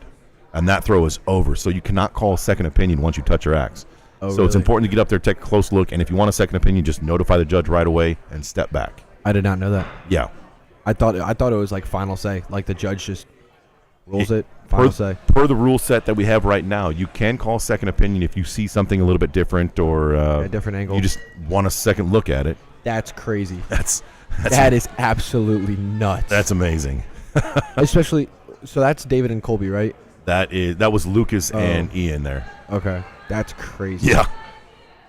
That is. And you crazy. see how their axes hit. It was kind of like a wedge. That's Yeah, from wedging them it. stepping out and throwing straight at it from an angle. It checks out. Yeah. Are you this good at throwing axes?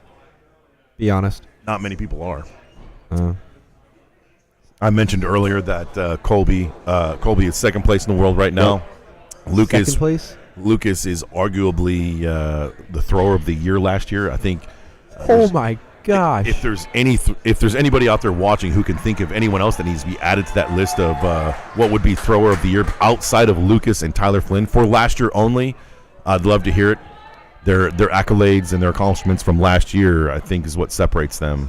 Tyler Flynn's the one that's in the finals for each thing except this, right? Yes, that is Long-haired correct. guy. Yeah, very tall, long. He was wearing a white hat backwards earlier. Nice guy. Nice guy. Always orders drinks at the bar with please and thank you. Shout out Tyler Very, Flynn. very polite. I like that. Very polite. You can judge a lot of people just based off their manners. So this is game number 3 of this first set of the finals. The B bracket winners, Colby and David, just through. Now we have the A bracket winners throwing right now, and Ian and Lucas. Ooh, And they bring it in. That looks like a that double is bullseye. crazy. Like, I mean, I've seen the axes go like Wow. side by side, but like that looks like they're almost on top of each other. Yeah. Yeah, it's the back, the pole, the back end of that axe, the hammer part, if you will. It looks like they were butted up against each other. So, your mom's favorite team's up by 3. If they are able to hang on here and stay up, they win the tournament for duels. Correct. Wow. They if Lucas and Ian can squeak this out and keep that 3-point lead, Yep. they would have handed David and Colby their second loss and eliminating them from the tournament completely. And Ian and Lucas will be the sole team left winning the championship. This is Ian and Lucas throwing right now, correct? Correct. Is that a 4? That might be a 4 and a 0. If that's a 4 and a miss, the door is just Wide open. Wide open. It's hard to tell if Lucas is axe there in the kill shot, if it's in or not from our angle. They're going to have to put a flashlight on that. I don't And think we got good enough. The good judge enough hasn't scored it resolution. yet. And we have a miss and a hit. Is that a hit? It is. Did she say that was a hit? I think she said it was a hit. That was a 4. Wow. A 51-54. 51-58. Lucas, Wow. Dude, look at that. look at how wobbly. It just barely Wow. stuck in the wood. So Wow. Lucas and Ian will take that game number 3 of that first set. They are the A bracket representatives, so they win the duels championship. Nice. Nice. Drive home's going to be happy. Congratulations to Lucas and Ian and your mom's favorite team. They are the champions of the dual discipline at Capital City Classic at Axes and O's in Sterling, Virginia. Wow. Wow. I know what is in the back of Lucas's mind right now because he is in the championship bracket for all of the disciplines, and he No just got that check mark winning the duels. Hey, you know what? What do you think he's thinking about? Back to back winning to back to knives, back. winning hatchet, winning big Back axe. to back to back to back. That is step number 1 in order to do that. Easy. So once again, congratulations to Lucas Johnson and Ian Malpass Big congrats. winning the championship duels portion of Championship Sunday. A big shout out and congratulations to David Corley and Colby Dean. What a run they had Accomplishment, especially because they're not normal partners. for 2 throwers that don't normally throw together. Yeah. I think that also is an ode to their skill set as well. Not throwing with each 100%. other and being able to work it out and making it all the way here and forcing a game 3. They figured it out. Yeah, Eric, it looks like you and I are going home empty-handed. we're not cashing in our We all lose on that 550. We'll wait for the next one though. I'll figure out some other odds. So right now in Championship Sunday, we started at 10 o'clock? Dude, I don't 10 o'clock in the morning, I I've been believe. here It is too now early. 2 o'clock Eastern Standard Time. We are going to have a short break, freshen up the boards, and the knife throwers, the 4 throwers that are going to be in the knife bracket championship, will be warming up, and they will be competing. And if you want to see that bracket, we're going to grab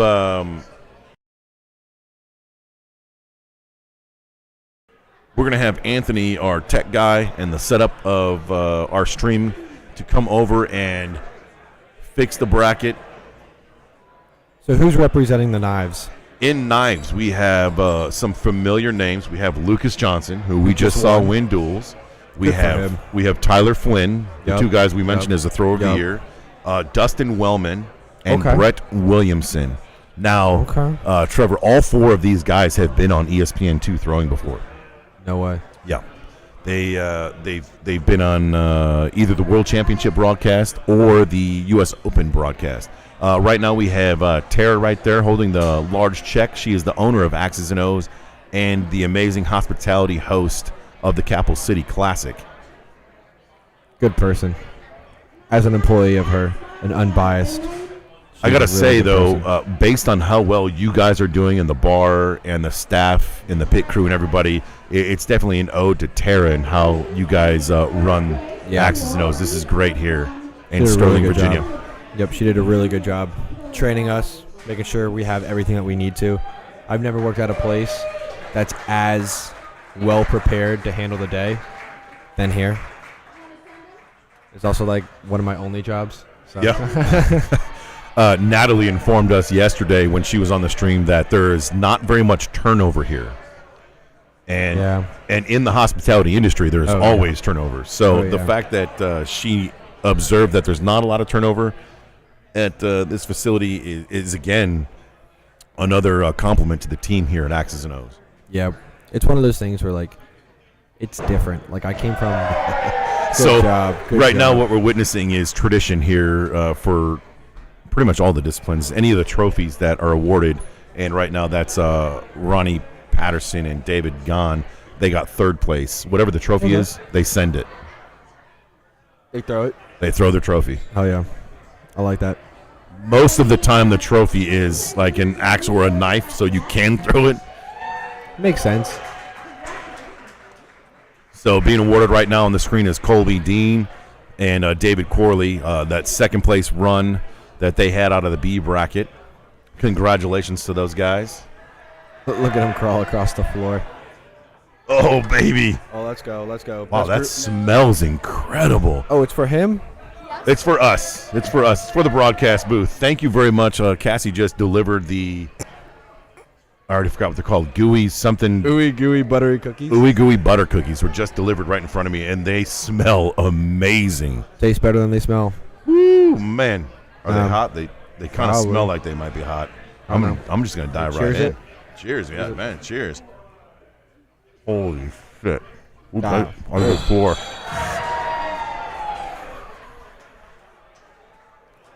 Someone needs to water those boards more. That'd be great in ice cream for sure. Oh, yeah. Oh, yeah. Like if you were to get like a mini scooper. Well, like bite size. No, but yeah. Casey's like the best roommate ever. She's your roommate? My roommate. Okay, all right. Yeah. I just want to give a quick little story. So, Mark Tishko, where are you? Last year, Mark won his first tournament, first place hatchet, and he got so excited that he took my big fake check home. Not well how well you heard that. We'll keep you posted right after Tara's done with her announcements. Do that. Don't pull a Tishko because I need to distribute this to the following winners. Okay. It's so funny because when we were giving the checks for duels, it was like a little check for the team. So anyway, congratulations. So Tara just informed us, the owner of X's and O's, they're giving an announcement. She's handing out the big checks. Told the story about the champion in Hatchet last year, Mark Tishko. He took home the big check. You weren't supposed to do that, so he had it on his mantle. And she was just asking the champions not to take it home here. And here we go with the first place champions. Ian Malpass on the left and Lucas Johnson on the right. Taking this throw very serious right now. They went for same kill, and we had a drop and a miss.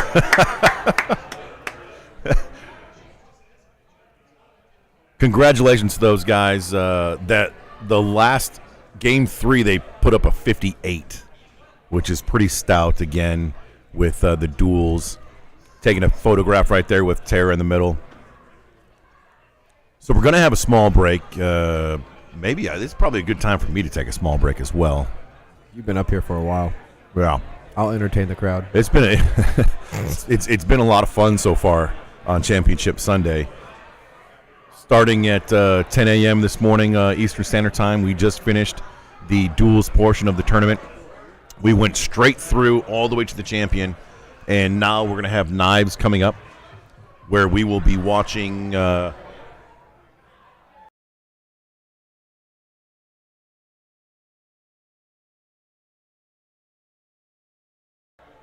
We're going to have Anthony coming over here to refresh for knives. We're going to take a small little break, let Lucas catch his breath. He's going to end up getting some warm-ups here. Knives going to be throwing and coming up next. We'll pull the bracket up. If you want to follow along in the bracket, go to axethrowing.org. When you're there, the upper right side will have the menu bar. Click on it. Go to venues. Search X's and O's. That's in Sterling, Virginia. Once you're there, you go back to that menu bar, click on it, Yep. and they can still hear me, right? Yep. Okay. Once you're there, click on that menu bar, and you'll know you're on the X's and O's site when you look up in the upper left, and you'll see the Capital City Classic X's and O's logo. And then you go back to that menu bar, go to tournaments. And when you go there, you'll see all the links to the brackets. You can scroll down to the recent brackets, and you will see in there links to today's tournaments. If you're looking on a phone, the description of the tournaments are a little bit long, so either turn your phone in landscape mode, or you're just going to have to trial by error click. I don't know which one down it will be.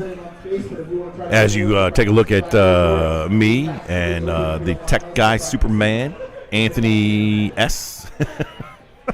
So then we'll get Knives started here at 2:15. 2:15 is Start for Knives. Take this time to practice in the 2 and 3. Thank you. 2:15 Eastern Standard Time is the goal for the start of the knife portion. So just find that knife bracket if you want to follow along. We're going to be pulling it up here pretty soon once we get the graphics all set up here. In that camera view right now, you see Dustin Wellman in that yellow jersey. He is having a great weekend along with Lucas Johnson and Tyler Flynn, who are in the next 3 disciplines. We're going to get used to these guys because they made it in all 3.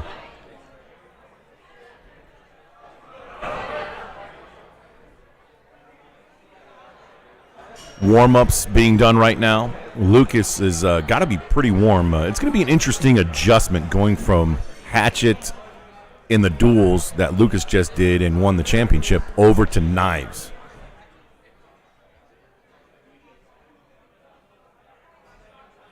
But those practice throws will give him the opportunity to get his bearings correct.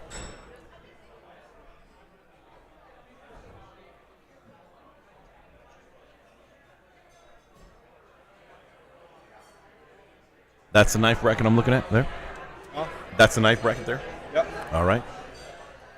So our bracket is definitely up and posted in live. If you want to follow along, go back to what I had mentioned earlier. Hold on. I think Anthony's going to be posting the link in the comment section. Can we do that? What?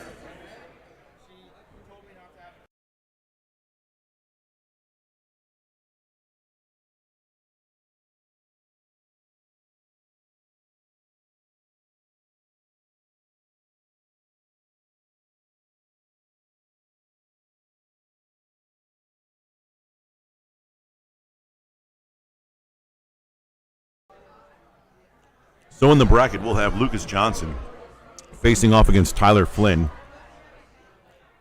And on the bottom side, we'll have Brett Williamson versus Dustin Wellman. If I'm not mistaken, I thought Dustin and Brett played each other at the U.S. Open last year. I can't remember. So. I know they both made a broadcast.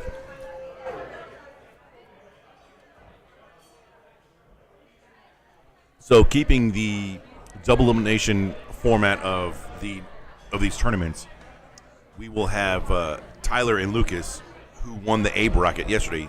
They will play each other in A bracket with no losses each, and the B bracket representatives will be Dustin Wellman and Brett Williamson, who each have 1 loss. Just a reminder that if you have a tab open at the bar before you leave, please close your tab. If not, an automatic gratuity will be added to it. Thank you.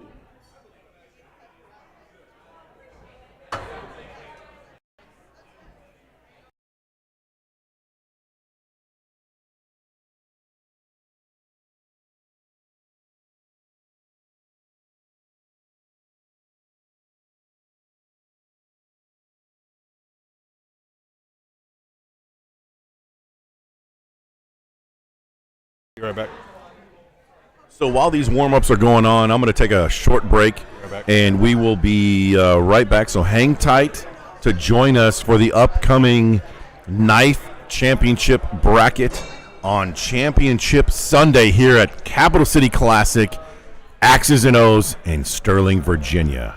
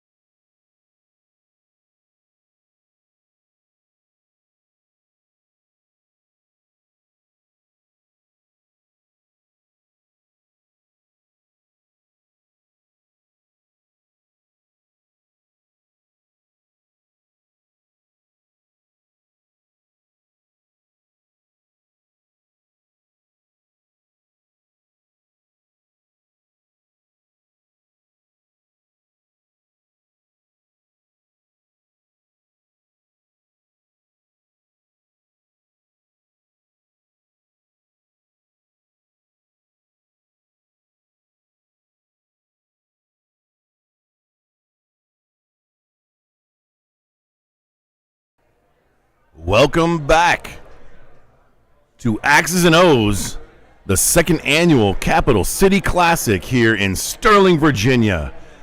We just witnessed the duels portion of Championship Sunday, to which we saw Lucas Johnson and Ian Malpass win.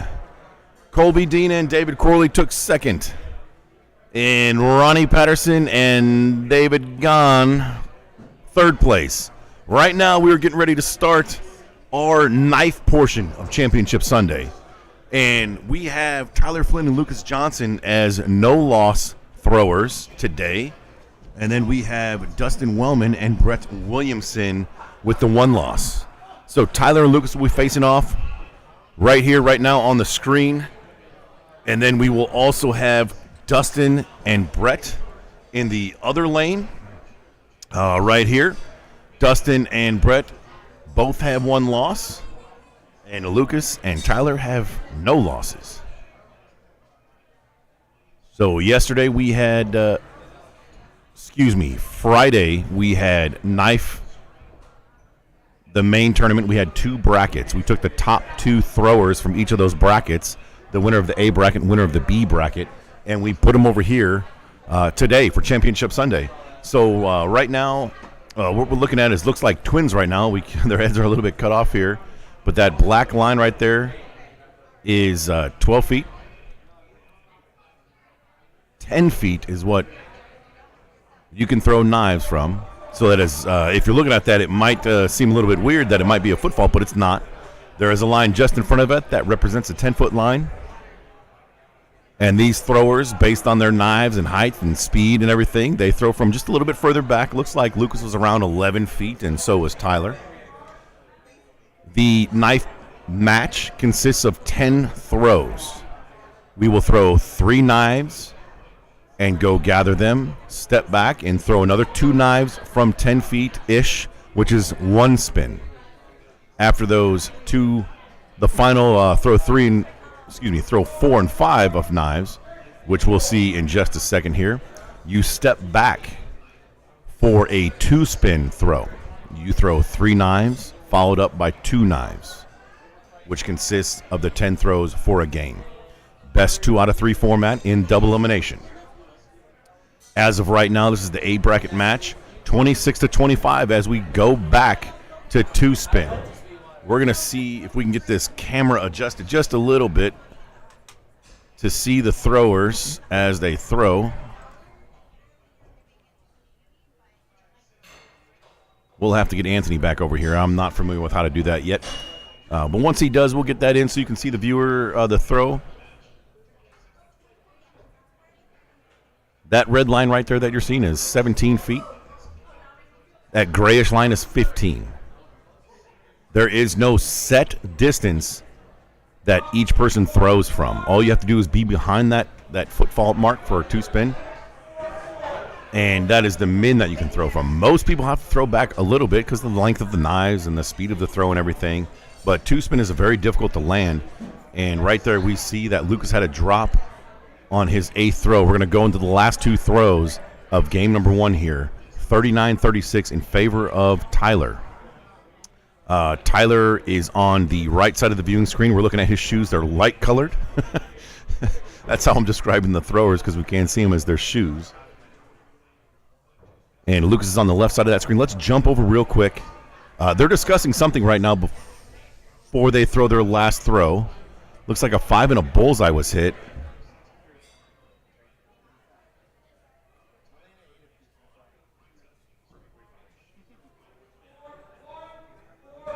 Tyler follows that up with another 4, it looks like. And Lucas brings it in for a possible 4. So the scoring is whatever the tip of the knife. The knife has 1 tip. And if the tip of the knife has to be in the wood for it to be counted for their respective scoring area. Now, if you over-rotate or under-rotate, sometimes the tip of that knife will come out of the wood even though the knife is still in and stuck. That counts as a 0 because the rules say that it has to be in the wood. So that is throw number 1. That was practice throw.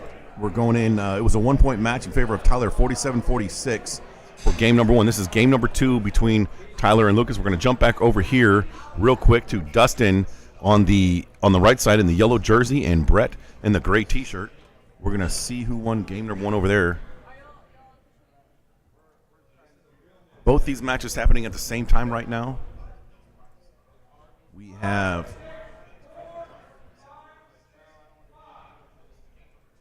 it was 43-37 in favor of Brett Williamson. So Brett takes game number 1, and we're in game number 2 currently. They're going to step back. They're not going to step back. Throws 3 and 4. They're going to throw from the 10-foot. So right now they're roughly 10.5.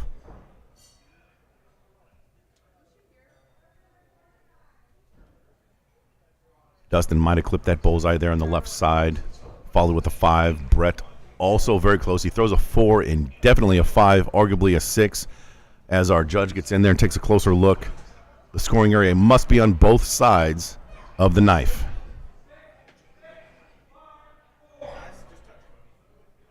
A 6-6 by Dustin Wellman.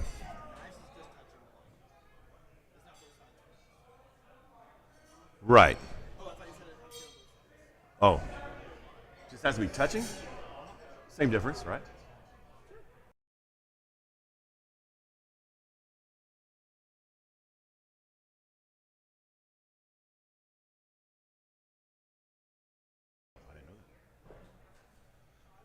So 2 6s posted by Dustin Wellman there on throws number 4 and 5 as they go back to a 2-spin.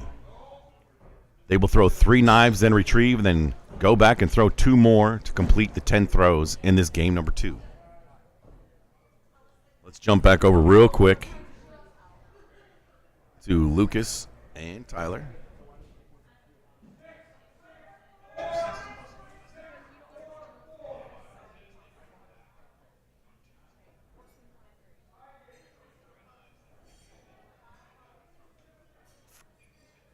We are looking at, I don't know what happened to the scores here. Oh, there we go. They just refreshed.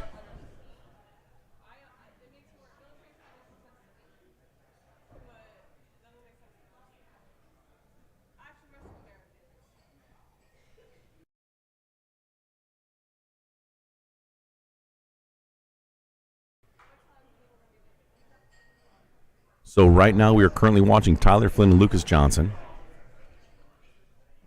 This is an A bracket matchup.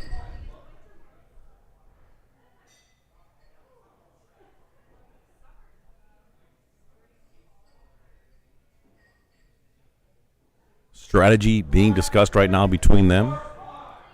Waiting and out to see what we're going to do. It looks like a hit kill shot there.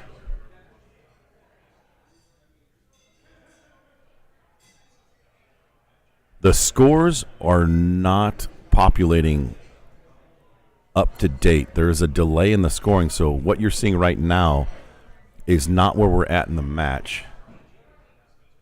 This is the final 2 throws right now.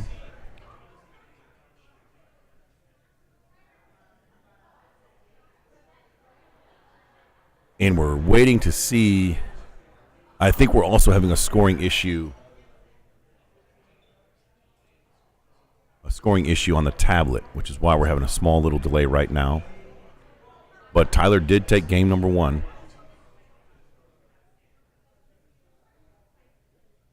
And we just see that happen really fast. Brett Williamson won in 2 games to eliminate Dustin Wellman from Championship Sunday bracket.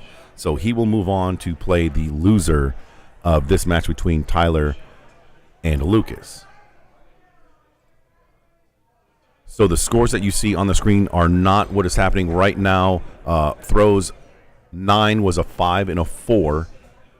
And then throw number 10, Tyler hit that kill shot for an 8. And then Lucas followed it up with a 4 to tie the match 47-47. So this is an overtime throw right here coming up.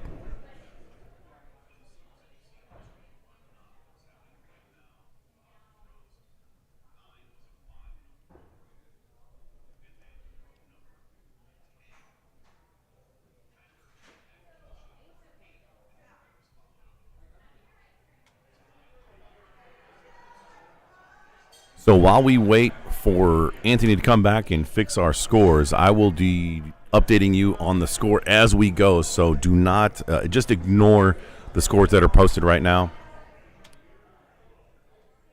And we have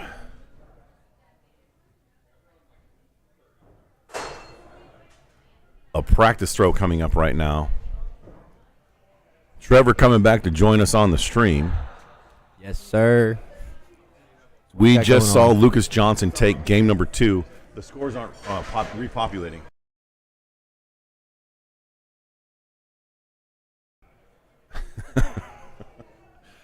So we are now.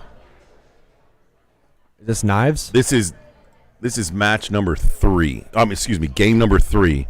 Yes, this is this is definitely knives. I thought it was Big Axe for a second.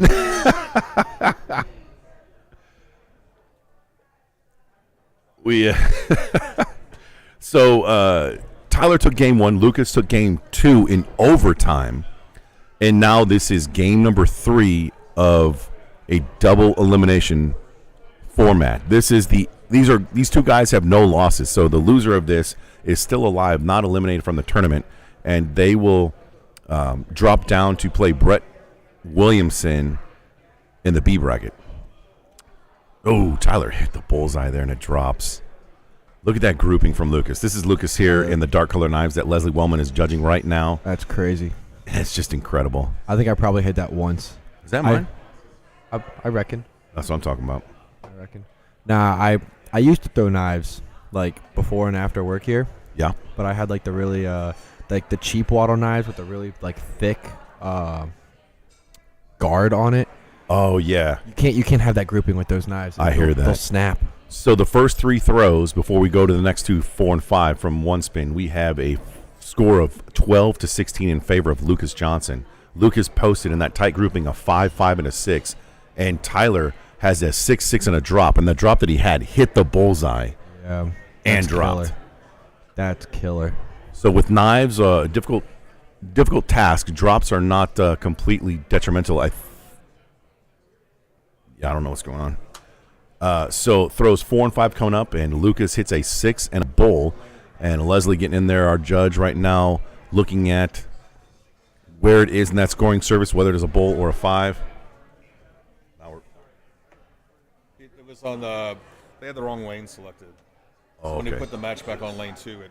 Okay, now we're fixed. So now the scores that you're seeing on the stream are correct and accurate and up to date. Hey, Anthony, is there any way to move this camera to see the throwers from 2? Or maybe...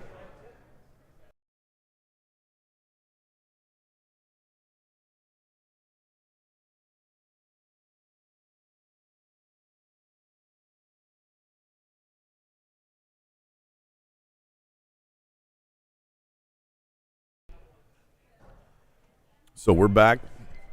I'm sacrificing my look on camera for the viewers to see them throwing. A hard sacrifice by myself. But now we can see the throwers when they throw 2-spin here, which is where they're at right now in this match, where Lucas is up 39 to 34 in game number 3.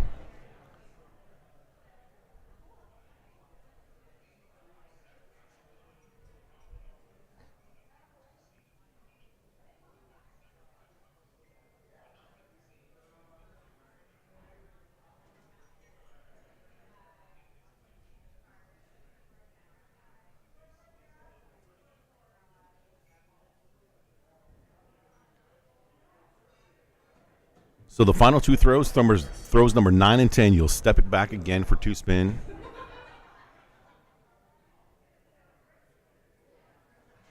Five-point difference. Right now, if you're Lucas, you just want to land it within that 5-point, and Tyler goes up for the kill. Looks like, based on his body language, he just missed it to the outside and comes back for another kill shot attempt and misses. Lucas maybe clipped, going cross court for the kill shot and hits it. What a show right there by Lucas Johnson.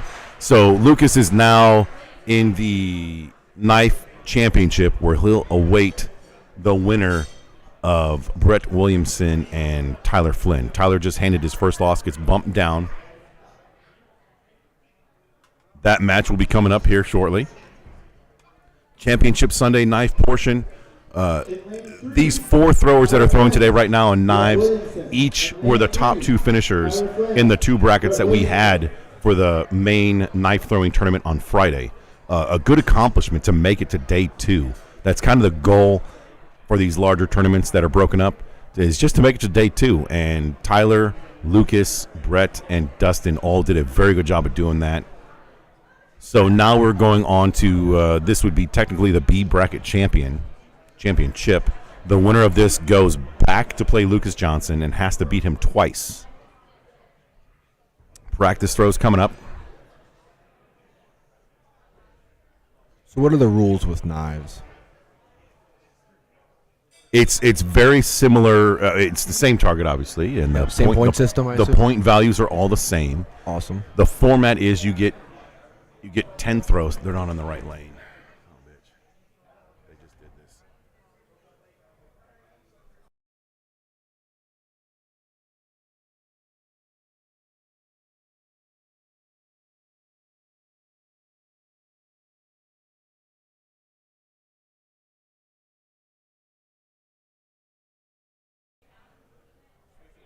So as we start this B bracket championship match, the scores once again are not caught up. We're going to get that rectified here in a few seconds, but what we can do is look at the bracket and follow along with the bracket. And I'll let you know where we're at in the match. So right now, through 3 throws, we're tied 14-14 with a 4-6-4 and a 6-4-4.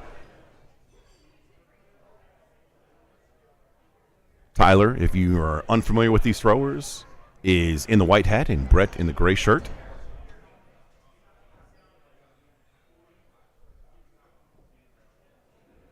A couple of bullseyes on that throw number 4. This is throw 4 and 5, which is the last part of 1 spin.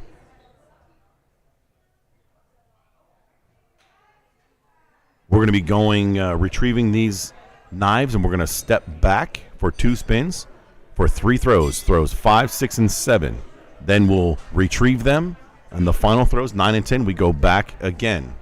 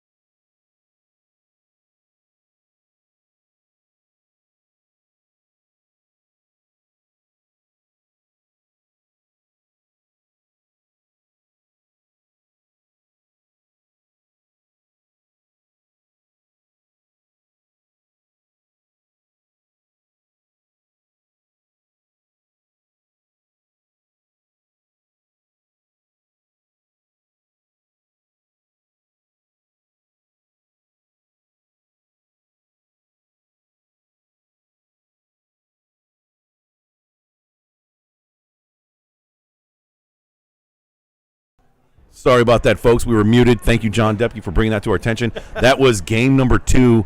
Brett won game number 1. Tyler won game number 2. So we're going to a rubber match. This is the B Bracket Championship. The winner goes up to play Lucas Johnson in the finals of the knife portion of the Capital City Classic at X's and O's.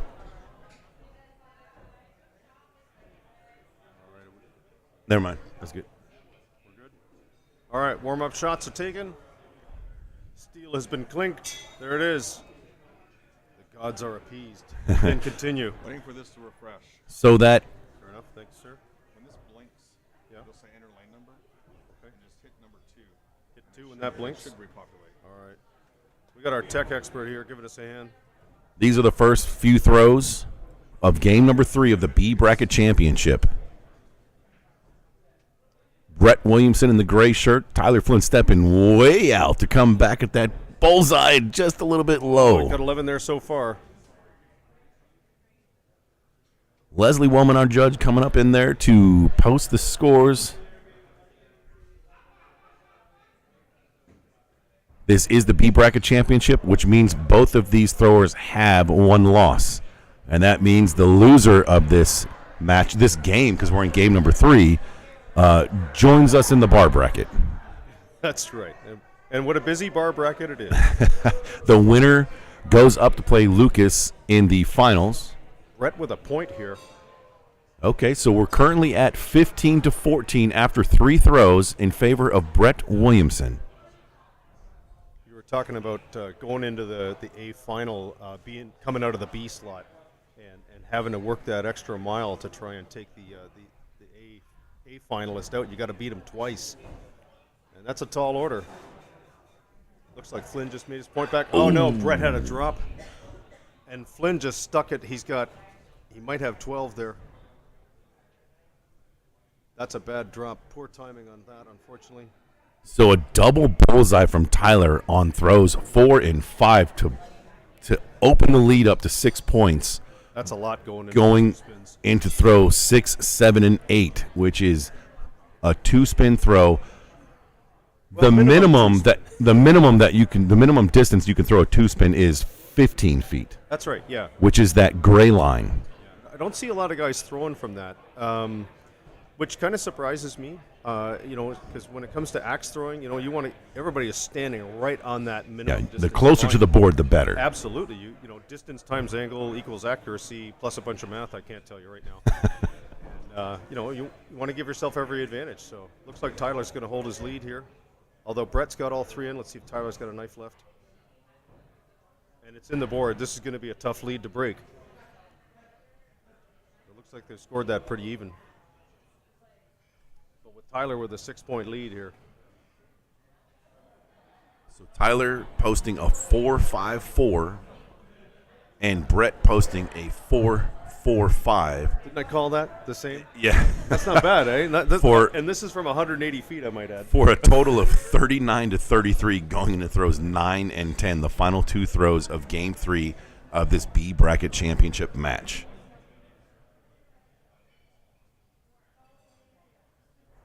Rob did say I was going to provide some color.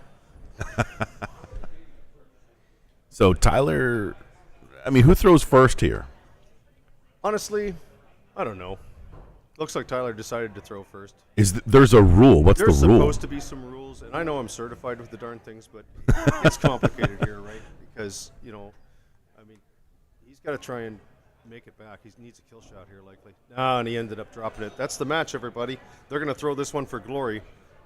Don't be surprised if they both throw it towards the same kill shot. Tyler Here finishes he's it up aiming with a across.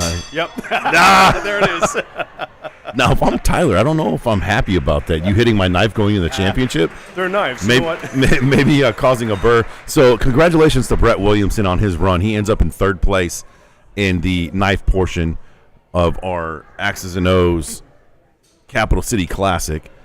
And we're moving along now to the championship between Tyler Flynn and Lucas Johnson. Tyler Flynn, final match. Lucas Johnson, Tyler Flynn, round 2. So Lucas Johnson is the A bracket winner, which means he has no losses. Tyler Flynn, the B bracket winner, which means he has 1 loss. So now Tyler has to beat Lucas twice. Yep. Good luck with that. This guy's. I mean, the only real way you're going to beat Lucas is you got to take him out back and hit him a few times in the kneecaps, I think.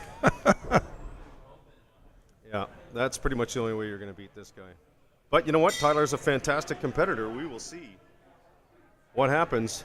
The warm-up throws have been taken. They're going in. They're going to throw their first 3.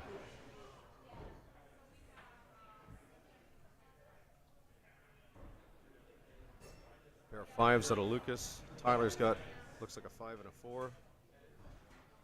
And a bullseye out of Lucas. That's tough to see. Is that a bullseye? They might have scored. There might be a 0.2 difference here. There's a whole aspect to knives that is similar in duels, which we just got finished with, where you've got multiple objects stuck in that board as you're trying to hit something. Yes. And sometimes you have a yard sale.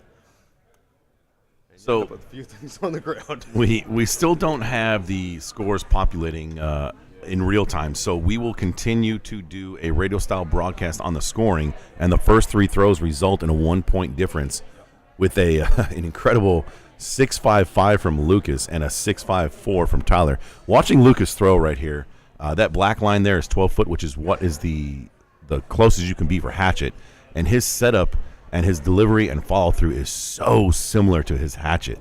Oh, yeah. And also his big axe. Yeah, absolutely. Yeah, the man's mechanics are second to none. Yeah, he's Whoop.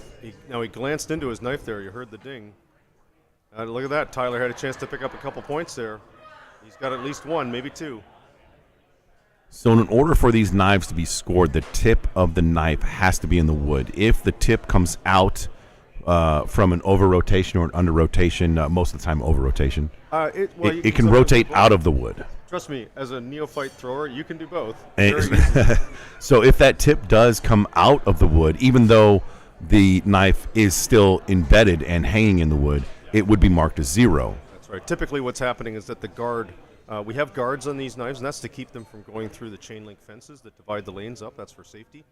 Because if you're throwing next to, because some people are throwing knives, you really don't want one to come squinting through something at you. So we have 26-26 going into the turn here and stepping back to 2-spin. Going deep, we're tied. Tyler just got a couple of 4s, and Lucas, it looks like he's got 11 on the board right now, so that's a 3-point. If you're Lucas right here, a lot of that coverage right now is taken. I imagine he's going to step out and go for the 5 on the left side of that bullseye. No, he just ended up a little bit low, but I think he was going full bullseye there. You think so? Oh, yeah. Yeah, you see, he's got the type of precision that can command that kind of thing. That is definitely true. I talked to Austin Bach at the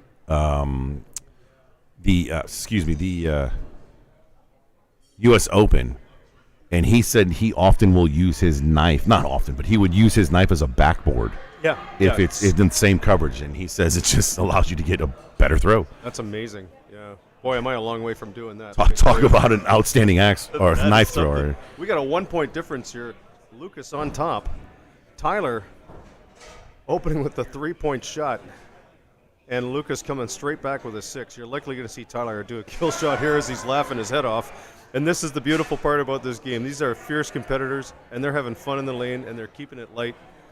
And we're having fun here, and this is what this is all about. And he nailed it. He hits it. Nice shot. This is game number 1 of the championship. And that's a 4. I think that's all he needed.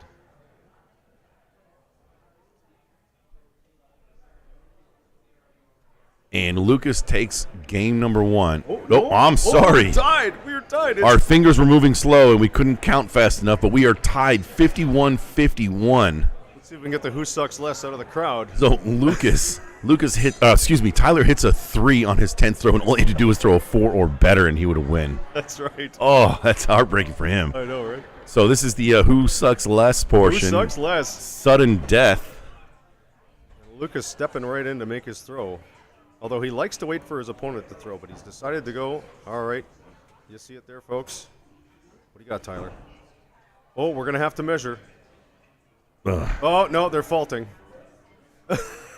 Yeah, they faulted. I don't think Leslie has turned around to see it yet. She hasn't seen it yet. She's like, no, we faulted. You can't measure that. And she's going to explain to them, you're not allowed to do that anymore.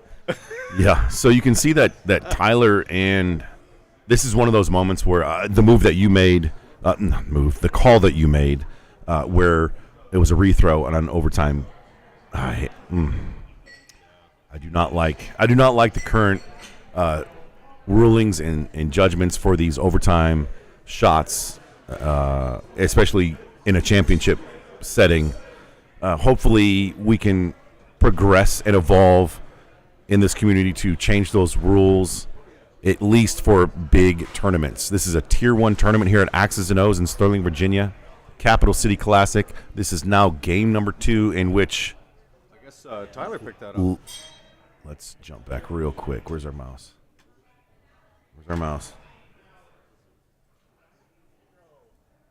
So Tyler won game number 1. By a measure. Oh, in goes the mallet. In overtime, in a sudden death, who sucks less. Tied 51-51 after those 10 throws. Here we go. Game number 2. Yeah, the fault line when you're throwing the distance is that silver line you can see there on the screen. It's just like Big Axe. You have to hold back after you've made your throws.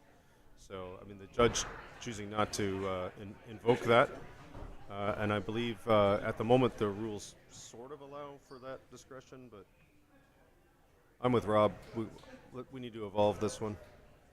John Depke educating us right now that the 10-foot line is the foot fault line even for the 2 spins. Oh man. Thank you for those fact checks, John. We appreciate you watching and keeping it real. Yeah, man. If you're wondering why Lucas and Tyler are dressed like twinsies, they are on the same melee team, Murderers Row, the team event for axe throwing. They are repping the pretty cool logo. It also includes a crow, and they're called Murderers Row because, and the crow. Murder of Crows is the grouping of crows. Come on. All right, what do we got here? They're throwing, and we're not counting. So we still don't have it on the screen here. 1 point difference going into throws 4 and 5, which just happened. 5 and a 4 posted from Lucas, and a 6-5 posted from Tyler. Now Tyler in the lead by 1 point, 26-25.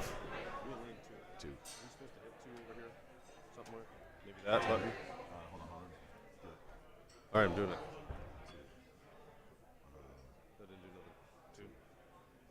Here we go. We now have solved the technical. We now have scores. There's so much energy in this building right now that we're slowing down the computers. We're now repopulated on the scores, and we're back. Welcome back to the broadcast, ladies and gentlemen. We figured out our technical. So what you're seeing right now are the live actual scores of this match. They're going on the throws 6, 7, and 8. They step it back 2 spins. And good Lord, look at that grouping by these guys. That is incredible. God, holy smokes. Tyler comes in. Looks like he clipped the bullseye on his last throw there. Wow, that's a beautiful grouping. Good Lord. That is very impressive, and no shocker that these 2 guys, looking at those throws, are in the championship right now. I feel like Bob Uecker right now, you know? 5 posted on Tyler's 3 throws there. Oh, got a measure. And a closer look by our judge for a 5-5-4. So 1 point gained by Tyler on that set of throws. We're going to grab him and walk back beyond that red line for 2 spins again for the final throws, 9 and 10. This is game number 2. Tyler won game number 1 in overtime. He has to beat Lucas twice because Tyler is the B bracket representative. Lucas is the A bracket representative with no losses. This is the first set, if you will. That's right. Yeah, Bob Uecker made a career out of being mediocre. And that's how I'm feeling right now watching these guys. Mediocre at best. I think there was a team called that today. Oh, heard a little clash there, but he jumped up. He's got a 10, looks like 10 points there. And Tyler nails the bullseye, showing why he's standing up there with some of the best in the world. Watch your line. So finishing up with a 51-49 on game 2. Tyler wins that first set. Here we go. So he hands Lucas his first loss in the tournament. So now we are in the second set, the finals. This best 2 out of 3 games right here will determine who wins the knife portion of our Capital City Classic President's Day weekend at X's and O's, Sterling, Virginia. What a weekend it's been. practice throws have been gripped and ripped.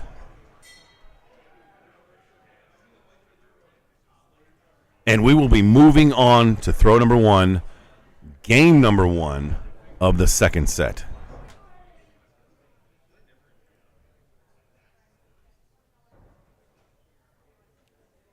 Tyler bringing it in tight, which looks, from our standpoint, a double bowl. He steps out to the side. He's going to go for that bullseye on the side right there. I think he got it, too.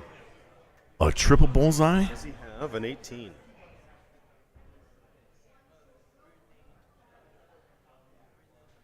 Tyler blowing on his hands, having a jaw with Lucas.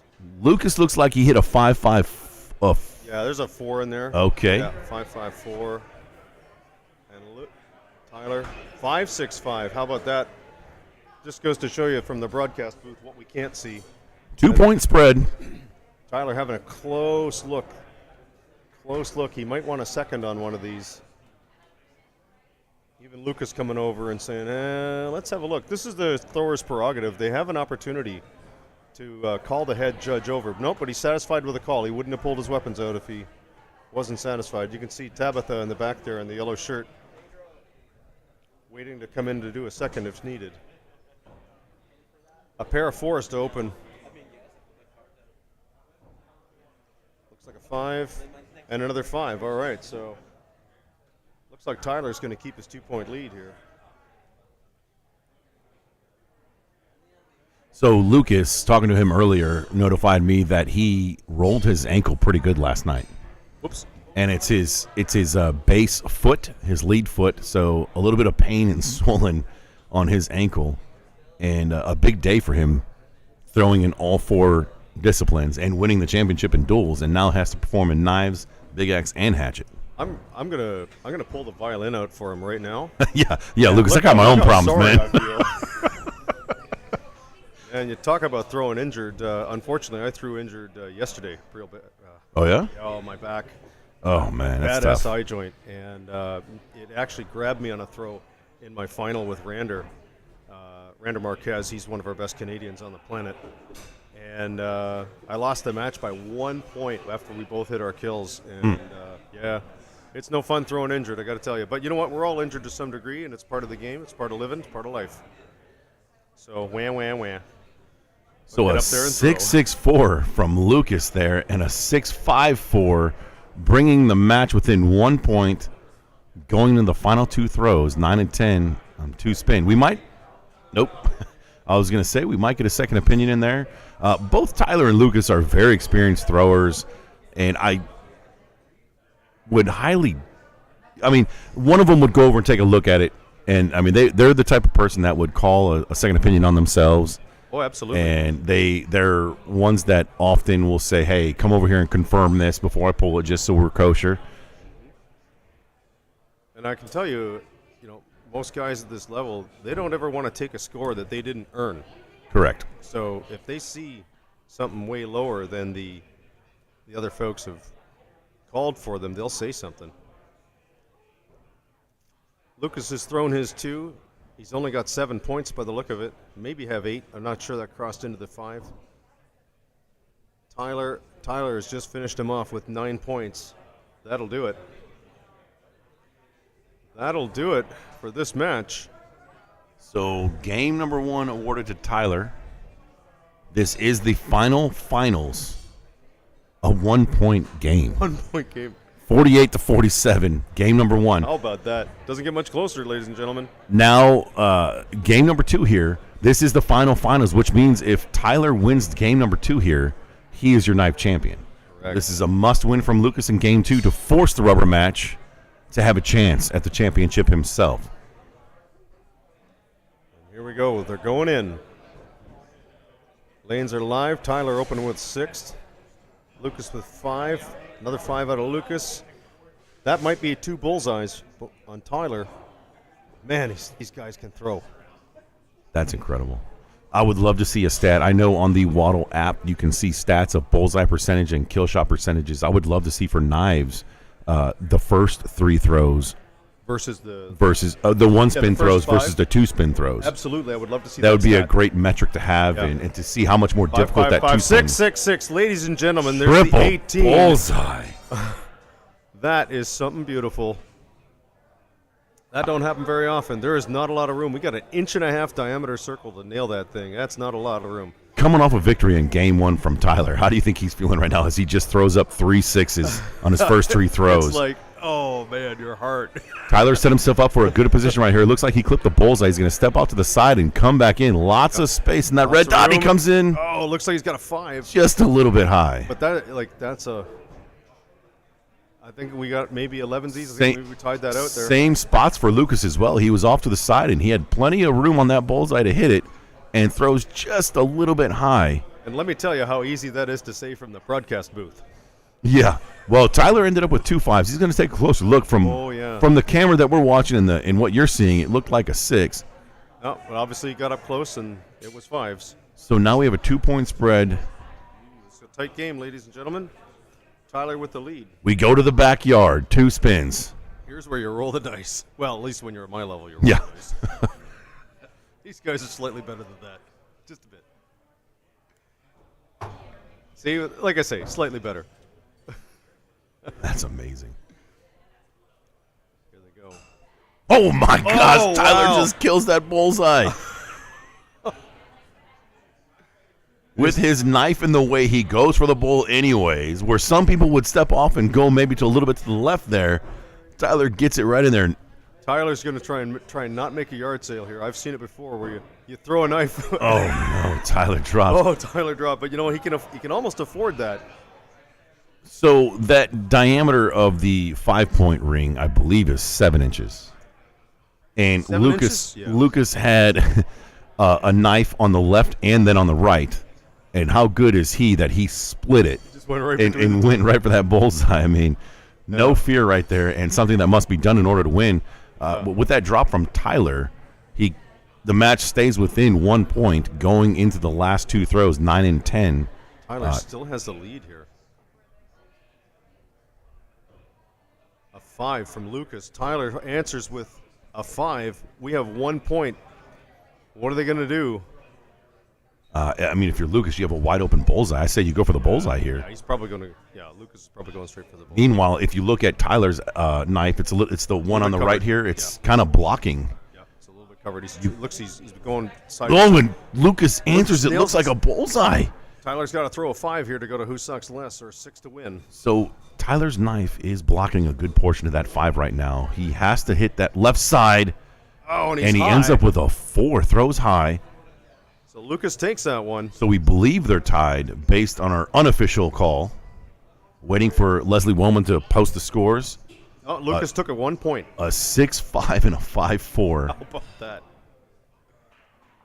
I mean, Lucas to come back and refocus with a 6-5 And there's the crowd after chiming in throwing here. 3 4s. And here we are, full-on rubber match. So after a full tournament on Friday of Knives and after 2 sets, we're coming down to a rubber match, the final 10 throws to determine who is the champion of Capital City Classic. And they're both flexing their bullseye mastery right there in the practice shot. And the steal has been heard. Ladies and gentlemen, the gods are appeased. Here we go. Tyler Opening can't up be- with a 4. And can't be happy with that. Mind you. Nearly the same C1 play location. one. C1 play another one. And another one. We got a bunch of 4s. Oh, there we go. That's a Tyler bullseye. walked it in from the outside 4, And- hits a 5, then brings it in a little bit tighter, dials it in on that bullseye. These guys are just having fun throwing exactly what the other guy did. This is very impressive skill set that gotta we're say. seeing right now. A 4, 5, 6 as he walked it in order with there was with his knives, and a 6-4-4 for a 1 point difference going into throws number 4 and 5.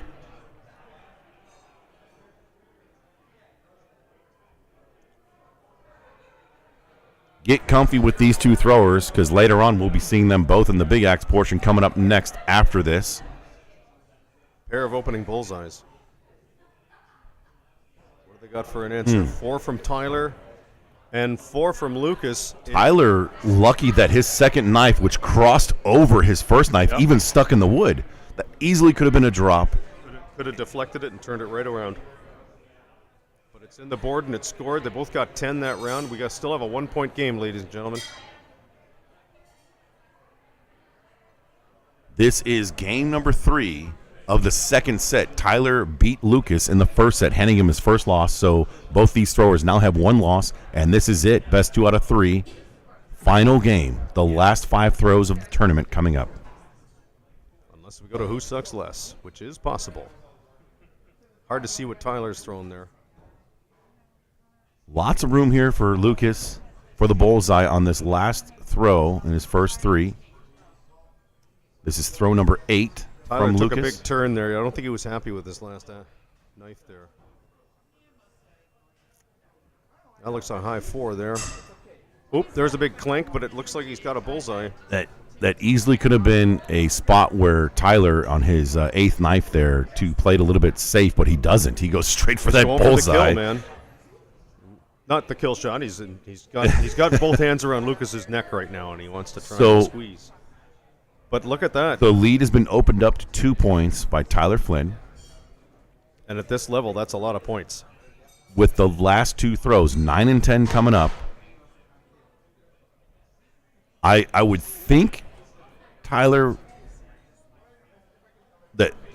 I would think Lucas would wait for Tyler, but he's going to get up there and throw first. It's a must-hit bullseye to put a little pressure on Tyler. And he got it. Which it looks like he Looks does. like he's got that. And Tyler's got a high 4, so that ties the game up. Are they going to go kill shots? They're going to take a closer look, walking out to the side. At this point, can you ask the judge to go in? I would. If Is I'm that unsure. allowed, though? I believe it is. You can ask the judge to go have a look and see what those knives are. Pause the game for a moment. We think that Lucas is in the 6 and Tyler's in the 4 there.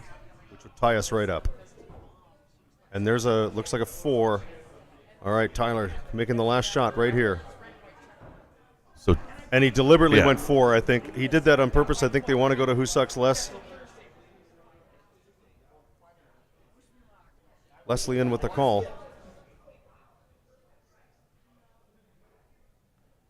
The tension in the building right now as we await the call. And we are tied up. Let's hear it. 48-48. Who sucks as we go into OTKs. And there we go. We had to get the crowd going. Well I don't know done, where the Sheep crowd Toast. is. Where's the crowd? So here we go, 48-48 after 10 throws in game number 3 of the second set of the championship knife portion. And it comes down to this throw. And it right comes down here. to overtime. Wow. One shot from the distance at a kill, and you likely won't get a second. So either you get this or you don't. What do we got?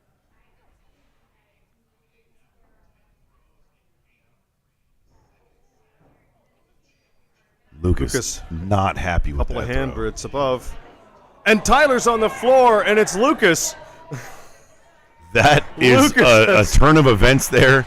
And I know right now if that was a different throw in a different situation, they would have faulted so they could rethrow and determine a champion better. Yes. But given the current rule set, Lucas, who was not happy with his throw, missed the kill shot by quite a bit. Yep. But on the other hand, Tyler throws and drops his knife to give Lucas the championship of Axis and O's Capital City Classic. Congratulations to Lucas Johnson. A great run from Tyler Flynn there. We will see both these guys next in Big X. And right now, if you're Lucas Johnson, I mentioned this after he won duels with Ian Malpass. What is going on in your head now that you have one check mark?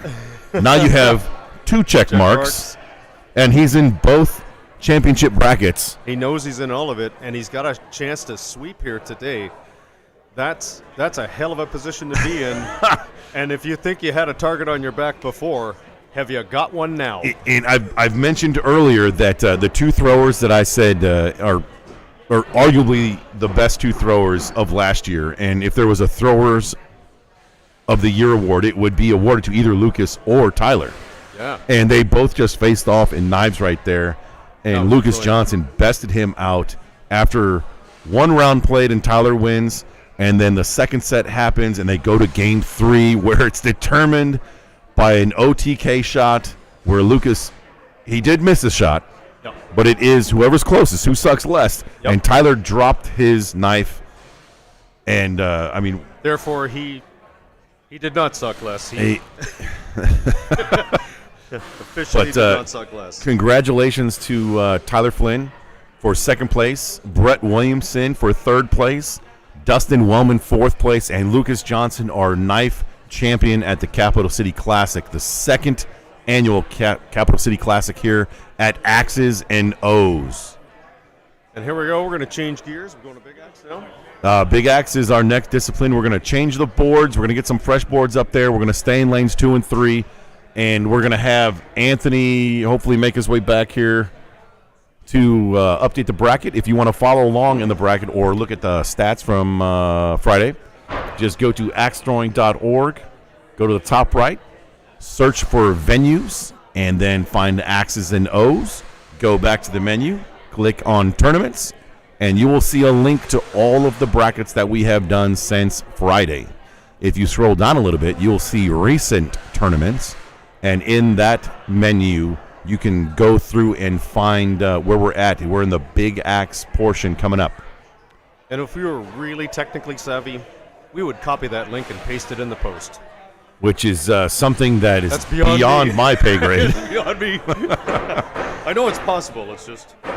But thank you for watching. I think we're going to take a short break, I think so. and we will We'll join be back. when Big Axe gets rolling, ladies and gentlemen.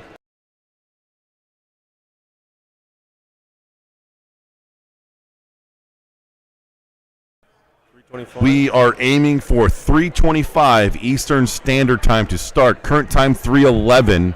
So join us back here in approximately 10 minutes where we will start our Big Axe portion where we will watch Lucas Johnson and Dustin Wellman, Tyler Flynn, and Mark Tishko compete to see who is the best Big Axe thrower at Axes and O's Capital City Classic.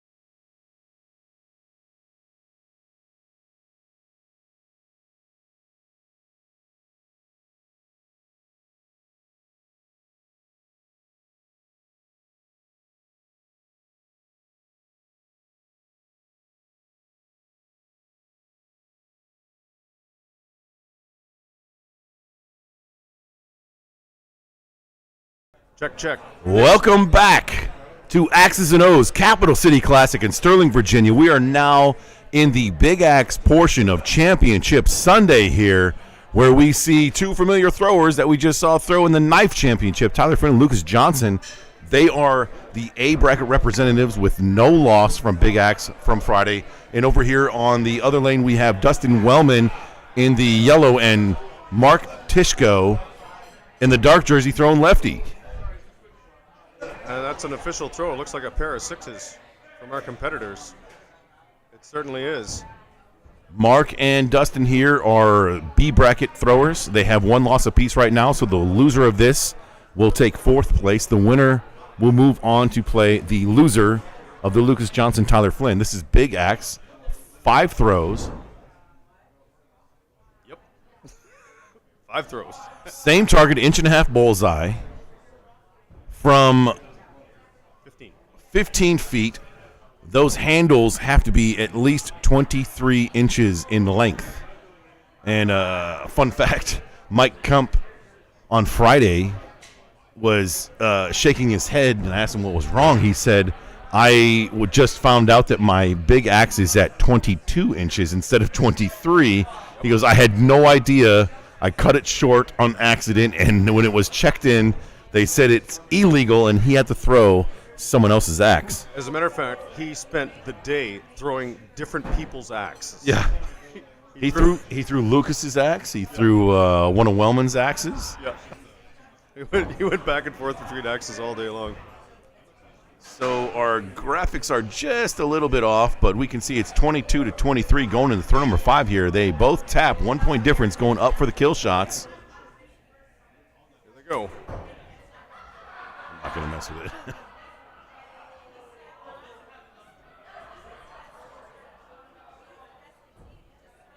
Tish with a miss.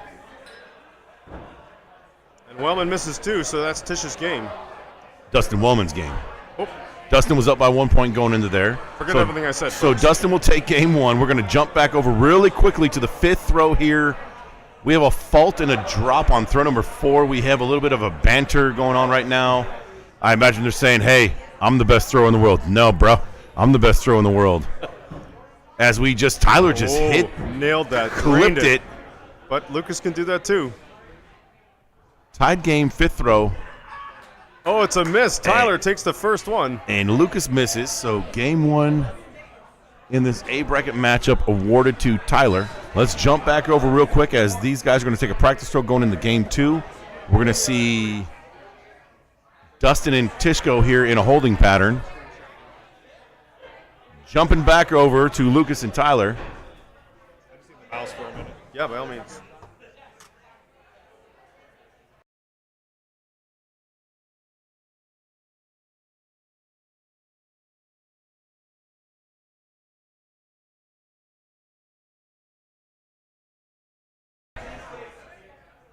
Our graphics have been fixed. We are looking at Tyler Flynn in the white hat backwards and Lucas Johnson on the right side of our screen in the same no hat. T-shirts. The no hat. We have a hat versus no hat in the Big Axe Championship portion of Capital City Classic. We're in a holding pattern here too. What's happening? All right, We're both teams. standing by. So this is a good moment to recap the tournament. The 4 throwers that we're watching right now, they came out of the Big Axe on Friday. We had 2 brackets on Friday for Big Axe, and we took the top representative from each bracket 1 and bracket 2. So we took the A bracket winner from those respective brackets and the B bracket winners from those respective brackets. So we're watching the top 4 throwers of our total Big Axe tournament. Folks in the chat, are you getting anything at all from us? Does Tyler get a world bid? A world bid for what? I'm not sure what. I think he's got a really good chance at a So- world bid, like an uncontested world bid. So- that might be what they're asking for. I think what you're asking is there's no world's bids awarded from this tournament. This is a Tier 1 tournament. The only guaranteed Worlds bids are from winning Worlds. What he does win is what he is awarded is a hefty amount of points, and those points are accumulated over the year, and those will be helpful at the end of the year to see where you place and how much you earn. So I think that's the answer to your question, but if I'm wrong, give a number comment and we'll clear that up. Right now, we're just fixing a couple of things. All four of the throwers right now in view right there. Hanging out, keeping it loose. We're having a bad technical on the Axe Scores app is what's happening here, so just have to bear with us, folks. I had to fix it was set for best of one. Oh, that's what happened. Now. That makes it a little bit more difficult to win. That would be, Yep. So you guys should be good here. all right. So we were just notified that it is a best 2 out of 3 tournament, but the way the app was set up at the time was for best of 1.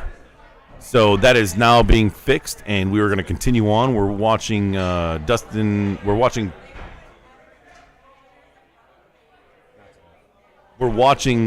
Tyler Flynn in the white hat and Lucas Johnson with the no hat. The graphics at the bottom don't represent the throwers. Not yet. We're going to jump over to the other lane, where the graphics also don't. There is Mark Tishko and Dustin Wellman. Dustin in the yellow jersey. When you jump back over, we lost the graphics completely, so can we watch it over there on that one there? Oh, we have a mouse. The mouse. Sorry, folks. We're going to try and catch you up here. Should be right now. So Oh, what happened? I dropped the mouse.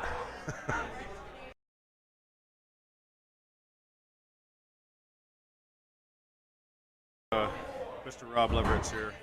Not the most technical guy in the world right now. I am thinking about going back to a flip phone and Hey, that's a good idea. relieving my smartphone, mostly because I crack the screens all the time. And it just chaps my butt that Looks like we just had a kill shot attempt here because they want to go into tie break. And Tyler missed his. And that Where did it go? from Johnson, it's hard to tell. We're missing the middle of our screen here.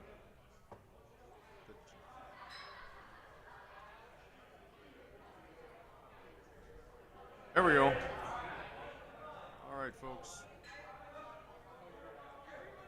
All right, now you can see our throwers.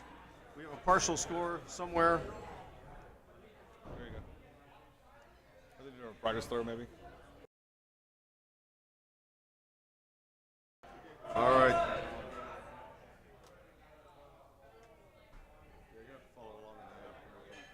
They're in round 3, so it's tied. So this All right, is thank you. this is game number 3 right now. This is a rubber match between Tyler and Lucas. This is an A bracket matchup. So the person that loses this match is not out. Nope, But nope. this is game number 3. Correct. So You guys good now? thank you, sir. Thank you. Much obliged. No, Anthony.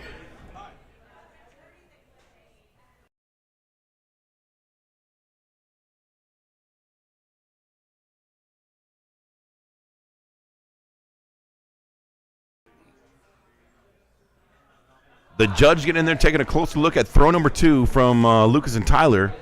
We got a 1-point difference going into throw number Watch the 3. right. All right. Watch the right. This is game number 3 of a no-loss match. This is technically the A bracket match, the A bracket finals, if you will. now. Neither one of these guys have a loss, so whoever does lose this game is gonna move on to play the winner of this match right here between Dustin Wellman and Mark Tishko. It looks like they're just in the tie break. We're gonna jump back over here right now. This is a Quick look. sudden death, Yeah, looks that way. not sudden death.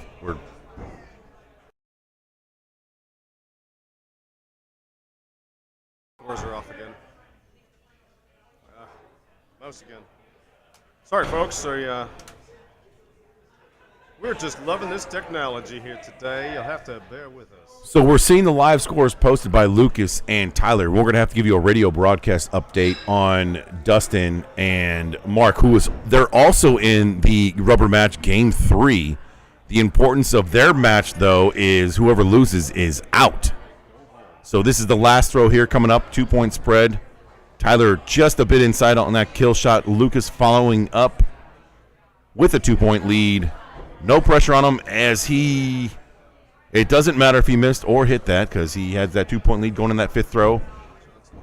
So we're going to jump over here to Dustin Wellman and Martisco. Those aren't the scores right now. The current score right now is 17-17 going in the 4th throw.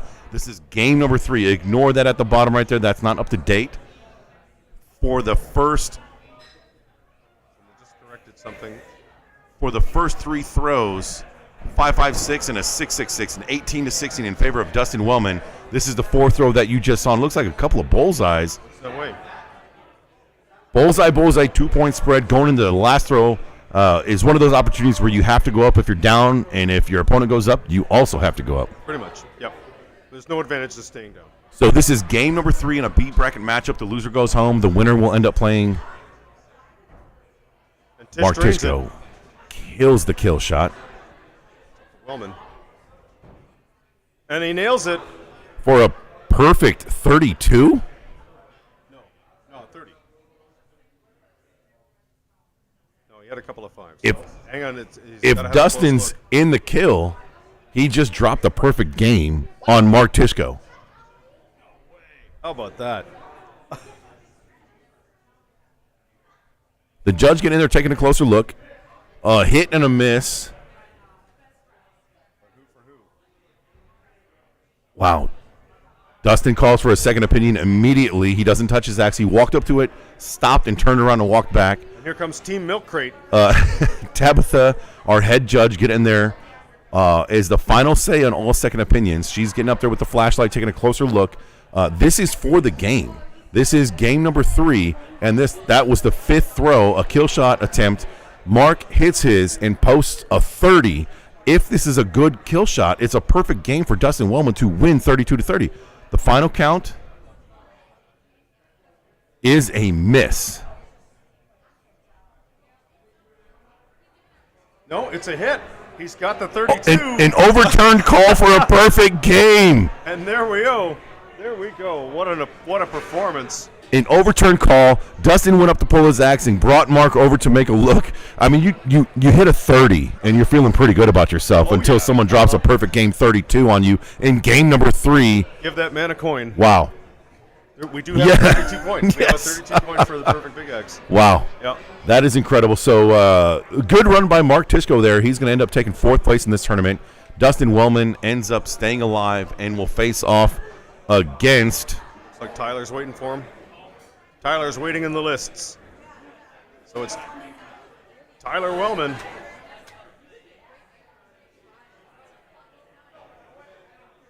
So Lucas is now sitting in the A bracket with no. Well, I guess it's no longer the A bracket. It's the finals with no losses. Yeah, he's in the A final. He's on the sideline right now. He's going to watch this match between Tyler and Dustin Wellman, and we need that updated. I think it might be.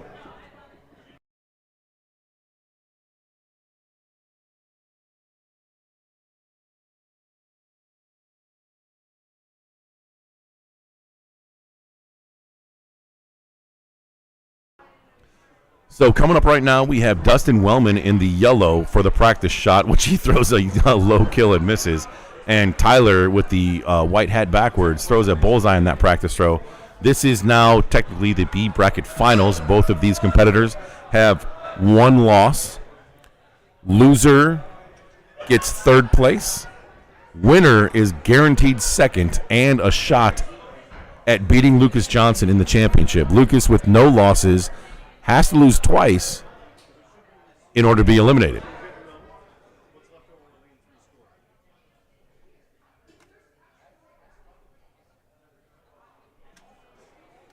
The scores at the bottom are being updated. Throws number 1 are happening right now. Click on this real quick. That first throw, 6-6, and the second throw results in a 5-5. We're tied going into throw number 3 at 11-11. 5 throws consists of 1 game. What is Best it doing? It's like 2 out of 3 format. It's tripping out. So we're going to do the radio broadcast on the scores, so ignore that at the bottom. That is definitely not Lucas Johnson in the yellow jersey. That is Tyler Flynn, though. But those are not up to date. Right now, we're at 16-17 on throw 4. Heading into throw 4. Tyler Flynn up by 1 point.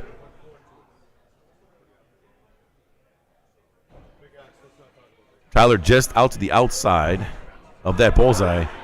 And a mirrored shot from Dustin.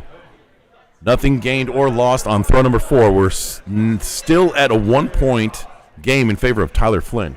This is the 5th throw. Kill shots have been called.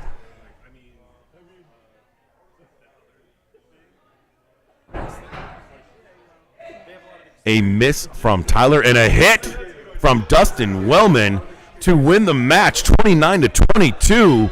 Game number to win the game. Game number 1 awarded to Dustin Wellman. We're moving on to game number 2. In order for Tyler to stay alive, he needs to win this one to force a game 3. Dustin wins this. He moves on to play Lucas Johnson. We are taking a small little break. Throwers are regathering their thoughts, getting things in order. Going into game number 2, this is going to be a practice throw. And we apologize on the tech. From our head tech guy, the tech is losing its mind.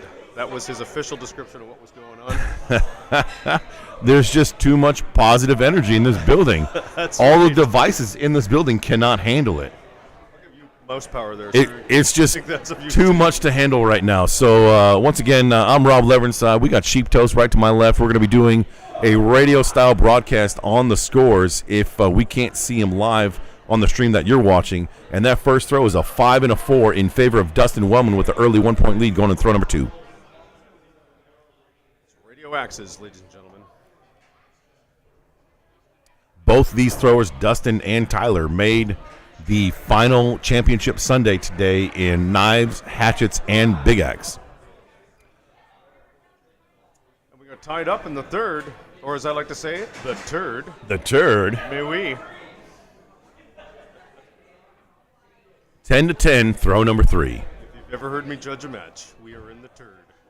And if you're tied up, you're actually lockstep in a turd. So Tyler looks like he has clipped that bullseye, and Dustin gives back a point, throwing a 5. Although the judge is going in close to make sure it's not a forward. Marked a 5. The scorecard now reads 16 for Tyler and 15 for Dustin. 4th axe, ladies and gentlemen, a 1 point game. Dustin did take game number 1, and this is an elimination match. Another bullseye from Tyler and a 5 from Dustin to even it up going into throw number. 2 point lead. I read that wrong. 2 point lead from Tyler going into throw number 5. Not a lot of difference whether it's a tied 1 or 2 point game with these throwers. Not really. In those 3 situations on the 5th throw, They're going up. almost everyone's going up. Yeah, at this level, this is what's expected. So, Wellman not happy with his throw there. So Tyler's going to take the win on this, whether or not he hits that kill shot or not. I believe he did. He did hit it. It's good momentum going into the next game. Tyler posts a 30 out of 32. Game 3 coming up right now. The winner of this game will move on to face off with Lucas in the championship for the Big Axe at the Capital City Classic at Axes and O's. A beautiful venue, I might add. We're looking out the front windows here. We got a beautiful day out there. It's warm. I don't know if you had a chance to be outside or you've been stuck. I haven't. I've been inside all day. Glorious out there today. If you got Looks a chance good, to huh? get out, find some nature. It's nice out there. But watch the broadcast first. All right, we're going into the first throw here. Look at these boys. They've got their toes right on that silver line. Get as close to that target as they can before they unleash. Looks like we got a pair of 6s. Nope, I stand corrected. We got a 5. Who got it? Dustin got the 5. Everything is. You have to appreciate, folks. We're trying to watch the Axe Scores app on the one side, and we got the people in the reversed on this side, and that easily technology's seen red line is 17 feet. The faded gray line in front of them is that 15-foot mark. That 15-foot mark is the footfall line, and as close as you can get to the target, which most throwers these days do, and most throwers have a 23-inch handle, which is the minimum allowed I don't even know what the maximum is. 29. It's a lot. It's like I think you can I have a can't 3.5 imagine someone pound. throwing a 29. You'd have to throw that from 20 feet. It's like a fire axe. It's a 3.5 pound, and I So, believe you can have a 26 inch. A 4 thrown from Dustin on throw number 3 there. A huge mistake on his part, which gives Tyler now a 2-point lead going in the throw number 4. And that's a ton, ladies and gentlemen. This throw right here is a pivotal throw. 3 points makes a difference of whether or not you're going up or down on throw number 5. And a 6-5 posted, All right, now we're back to a which 1-point cuts game. the lead to 1. And much like we said in game number 2, we're going to be going up in this situation. This is game number 3 between these gentlemen, and this is an elimination match. The loser of this gets 3rd place. The winner goes on the face-off with Lucas Johnson in the championship. And he drains it. Oh, we're gonna have to have a close look. The judge is comes the going in judge. to take a look at Tyler's axe there. So Tyler's going to walk up to this axe and take another closer look. And he pulls it immediately. He concedes that score, and Dustin Wellman Dustin takes the match. throwing up a 29-22 to take the match and advance on to play Lucas, who just came to the arena immediately and is ready to Wasted no throw. time. Let's go. He There's doesn't even want to take a practice no- shot. I'm going in hot. No short break there at all. Congratulations to Tyler for that great run and getting 3rd place. Absolutely. If he was nearby, we'd hit his knuckles right about now. There's a fun fact about footwork here. If you watch the footwork, the difference between the two throwers here. Wellman stands out that silver line there, and Lucas is well back, but you'll see him cover the distance in a great big step that he takes him almost all the way to that line, and that's how he gets close to the board. Just like that, and look how smooth that was. We got a pair of bullseyes to open this match. So that is throw number 1. We're tied 6-6. And just as a reminder, Dustin in the yellow jersey is the B bracket representative with 1 loss. Lucas in the black is A bracket with no losses. So Dustin has to beat Lucas twice in 2 out of 3 matches in order to win the championship. Wellman holding it in there tight with a bullseye, and of course Lucas drains his. That looks. Oh, we had a 5 on Lucas. How about that? That looked good from here. But 1 point far away to advantage tell. going into throw number 3 in favor of Dustin. We're in the turd. I'm pretty sure that Lucas throws a Dustin Wellman handled axe. That's likely. Dustin, an axe 5. maker and handle maker, makes some of the best in the business. A lot of the champions that have been throwing in the past few years throw his handles. And here we are, tied at 17s. Axe number 4. Let's see if they have a conversation here. No, they do not. They're going to throw. Sometimes, I don't know, they're trying to take that out. Sometimes both axes will be laid on the floor here for a pair of zeros so that they can go right to kill shot. Bullseye by Dustin there on throw number 4, followed with Lucas with another Bang, bullseye. So bang. we're tied going into throw number 5. Nothing but net from Of- downtown Sterling. Game number 1 of the championship at the Capital City Classic. And here we go. Big axe. Kill shots. Kill shots have been called. What do you got, boys? Nothing Dustin. but net. That's good, right? That looks good. Yeah. Oh, boy. And we're gonna Lucas- need a call. We can't tell from here. Hit Bang. a fist bump by both the competitors. They knew it was good. A 31-31 tie game And we go to out sudden of death. a possible 32 points. These guys are some kind of good. It's a thing of beauty. Being in front of this, watching it happen. This is an OTK number 1. Who sucks less? Dustin a bit outside, just a couple inches away. Dustin, Lucas, as long as he lands it within that radius there, All he needs. and we're going to have to measure it could be a miss from Lucas, but he's definitely closer. What did they mark it? Did they mark it a hit? No, just Lucas won that. He was Okay. a lot closer. So Lucas wins game number 1 of the championship here, and this is the utmost important game for Dustin. In order to keep his tournament life alive and have a chance at winning the championship, he must win this game too. Dustin to has force proven he can hit that kill shot, by the way, on the practice shot. always one too late, huh? Yeah, damn it. Eh? It's always that next throw. Let's do that again. Come on. Just So this one is more throw number 1 coming up of game number 2. Lucas took game number 1. If Lucas wins game number 2 here, he is the Big Axe champion at Axes and O's for the 2nd annual Capital City Classic. And a chance to head into Hatchet and a chance to win it all, but we could be stepping ahead of ourselves, so we're going to be real quiet about that until it gets there. He's got 2 check marks of 4. He was in all 4 finals in all 4 disciplines. He won duels with Ian Malpass. He won knives against Tyler Flynn, and right now he's in the championship versus Dustin Wellman. 1 point lead here with Lucas into the second axe. Oh no, Wellman threw a 4. You can't be happy with that. Now here's an opportunity for Lucas to put a lot of pressure on Dustin. Looks like he just barely missed that bullseye. Marked a 5. That's a 2-point lead. We're in the third axe already with Lucas with 2 points. As long as Dustin keeps it within 2, he has a shot at winning. He's got a chance. Oh, he's got a. Yes, that's right. But you gotta. That means you gotta ask the champ to miss a kill shot. Yeah, that's a lot. That's a big ask. Oh, Dustin takes his hat off. The frustration being shown by Dustin.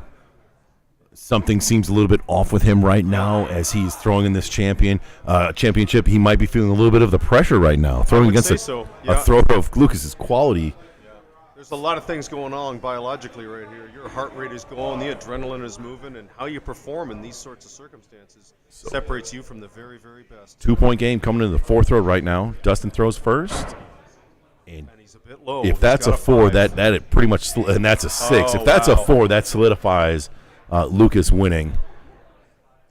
A 6-5. Okay, so 3-point lead. Yeah, I can't imagine a situation where Lucas goes up here with Dustin. I can't imagine that. Dustin has to force to go up, and he'll take that first shot just to see whether it's a victory throw for. That's a must hit from Dustin, and it's hard to tell. Hard to tell here, but Lucas comes. 6, it does not matter. Comes back and answers with a bullseye to win the championship of Big Axe at the Capital City Classic at Axes and O's. And look at that, he's 3 for 3 so far. Lucas Johnson on an epic run amongst the axe throwing community and knife throwing community. Congratulations, Lucas Johnson has another check mark on this weekend tournament festivities. Dustin Wellman, what a great run. Congratulations on 2nd place. Wow. And Lucas Johnson wins that game number 2. He takes it in two games, 28-27 on that one. Man, that's some serious skill happening there, ladies and gentlemen. That is, it's impressive. We're seeing something. I don't know if this has been done before. I think we're watching it for the first time right here. I know Lucas has won 3 or all. I think he said he won 3. I told him that duels doesn't count because you have to rely on someone else to help you get there. Right. You're on your own with knives, big axe, and hatchet. True. Those are the ones that matter for the sweep. Duels is fun. Duels is more fun than what matters. Duels is by far more fun. I agree with you there. However, there's another variable outside of you. Absolutely. That.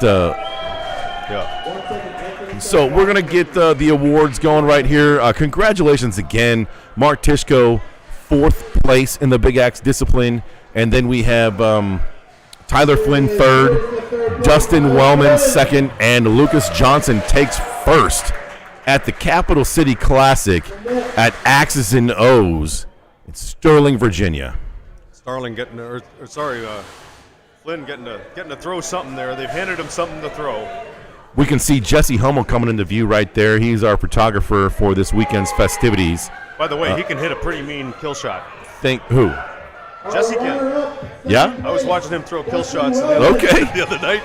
The practice lanes. Definitely hats off to Jesse Hummel and his company Throve. He does a lot of work for the community, and he's one of those not all heroes wear capes kind of guy. There's a lot of work that comes into this. It's a long day for him, and he also has to process the photos as well. Yep. Oh, we got a 1.5 there. I love the 1.5. It just looks so wrong. Dustin. That's showmanship right there. And here comes the champ, throwing himself the championship axe, custom built. Do we know who custom made these? I do not. We should find that out and let the broadcast know who made these axes today. So these are the trophies being awarded to their respective spots. And Lucas, the champion of this weekend's festivities, in Big Axe, sending his trophy right now with an over-rotation drop. Yeah. We saw it on camera, guys. He is human, then he can sometimes not throw the axe. Can you believe that? But Sheep Toast, Rob Leverance we're gonna take a little bit of a break right now. We're changing boards. We're getting things fresh again. And Lucas is taking he must be doing best 2 out of 3 for his championship throw here. And he ends up landing. Look at the length of that handle. Holy smokes. So our main event, Hatchet, is coming up next. And we're going to sign off, take a small little break. We'll join you in just a little bit. Thank you for watching and tuning in. Make sure you drop the comments, and we'll see you in a bit.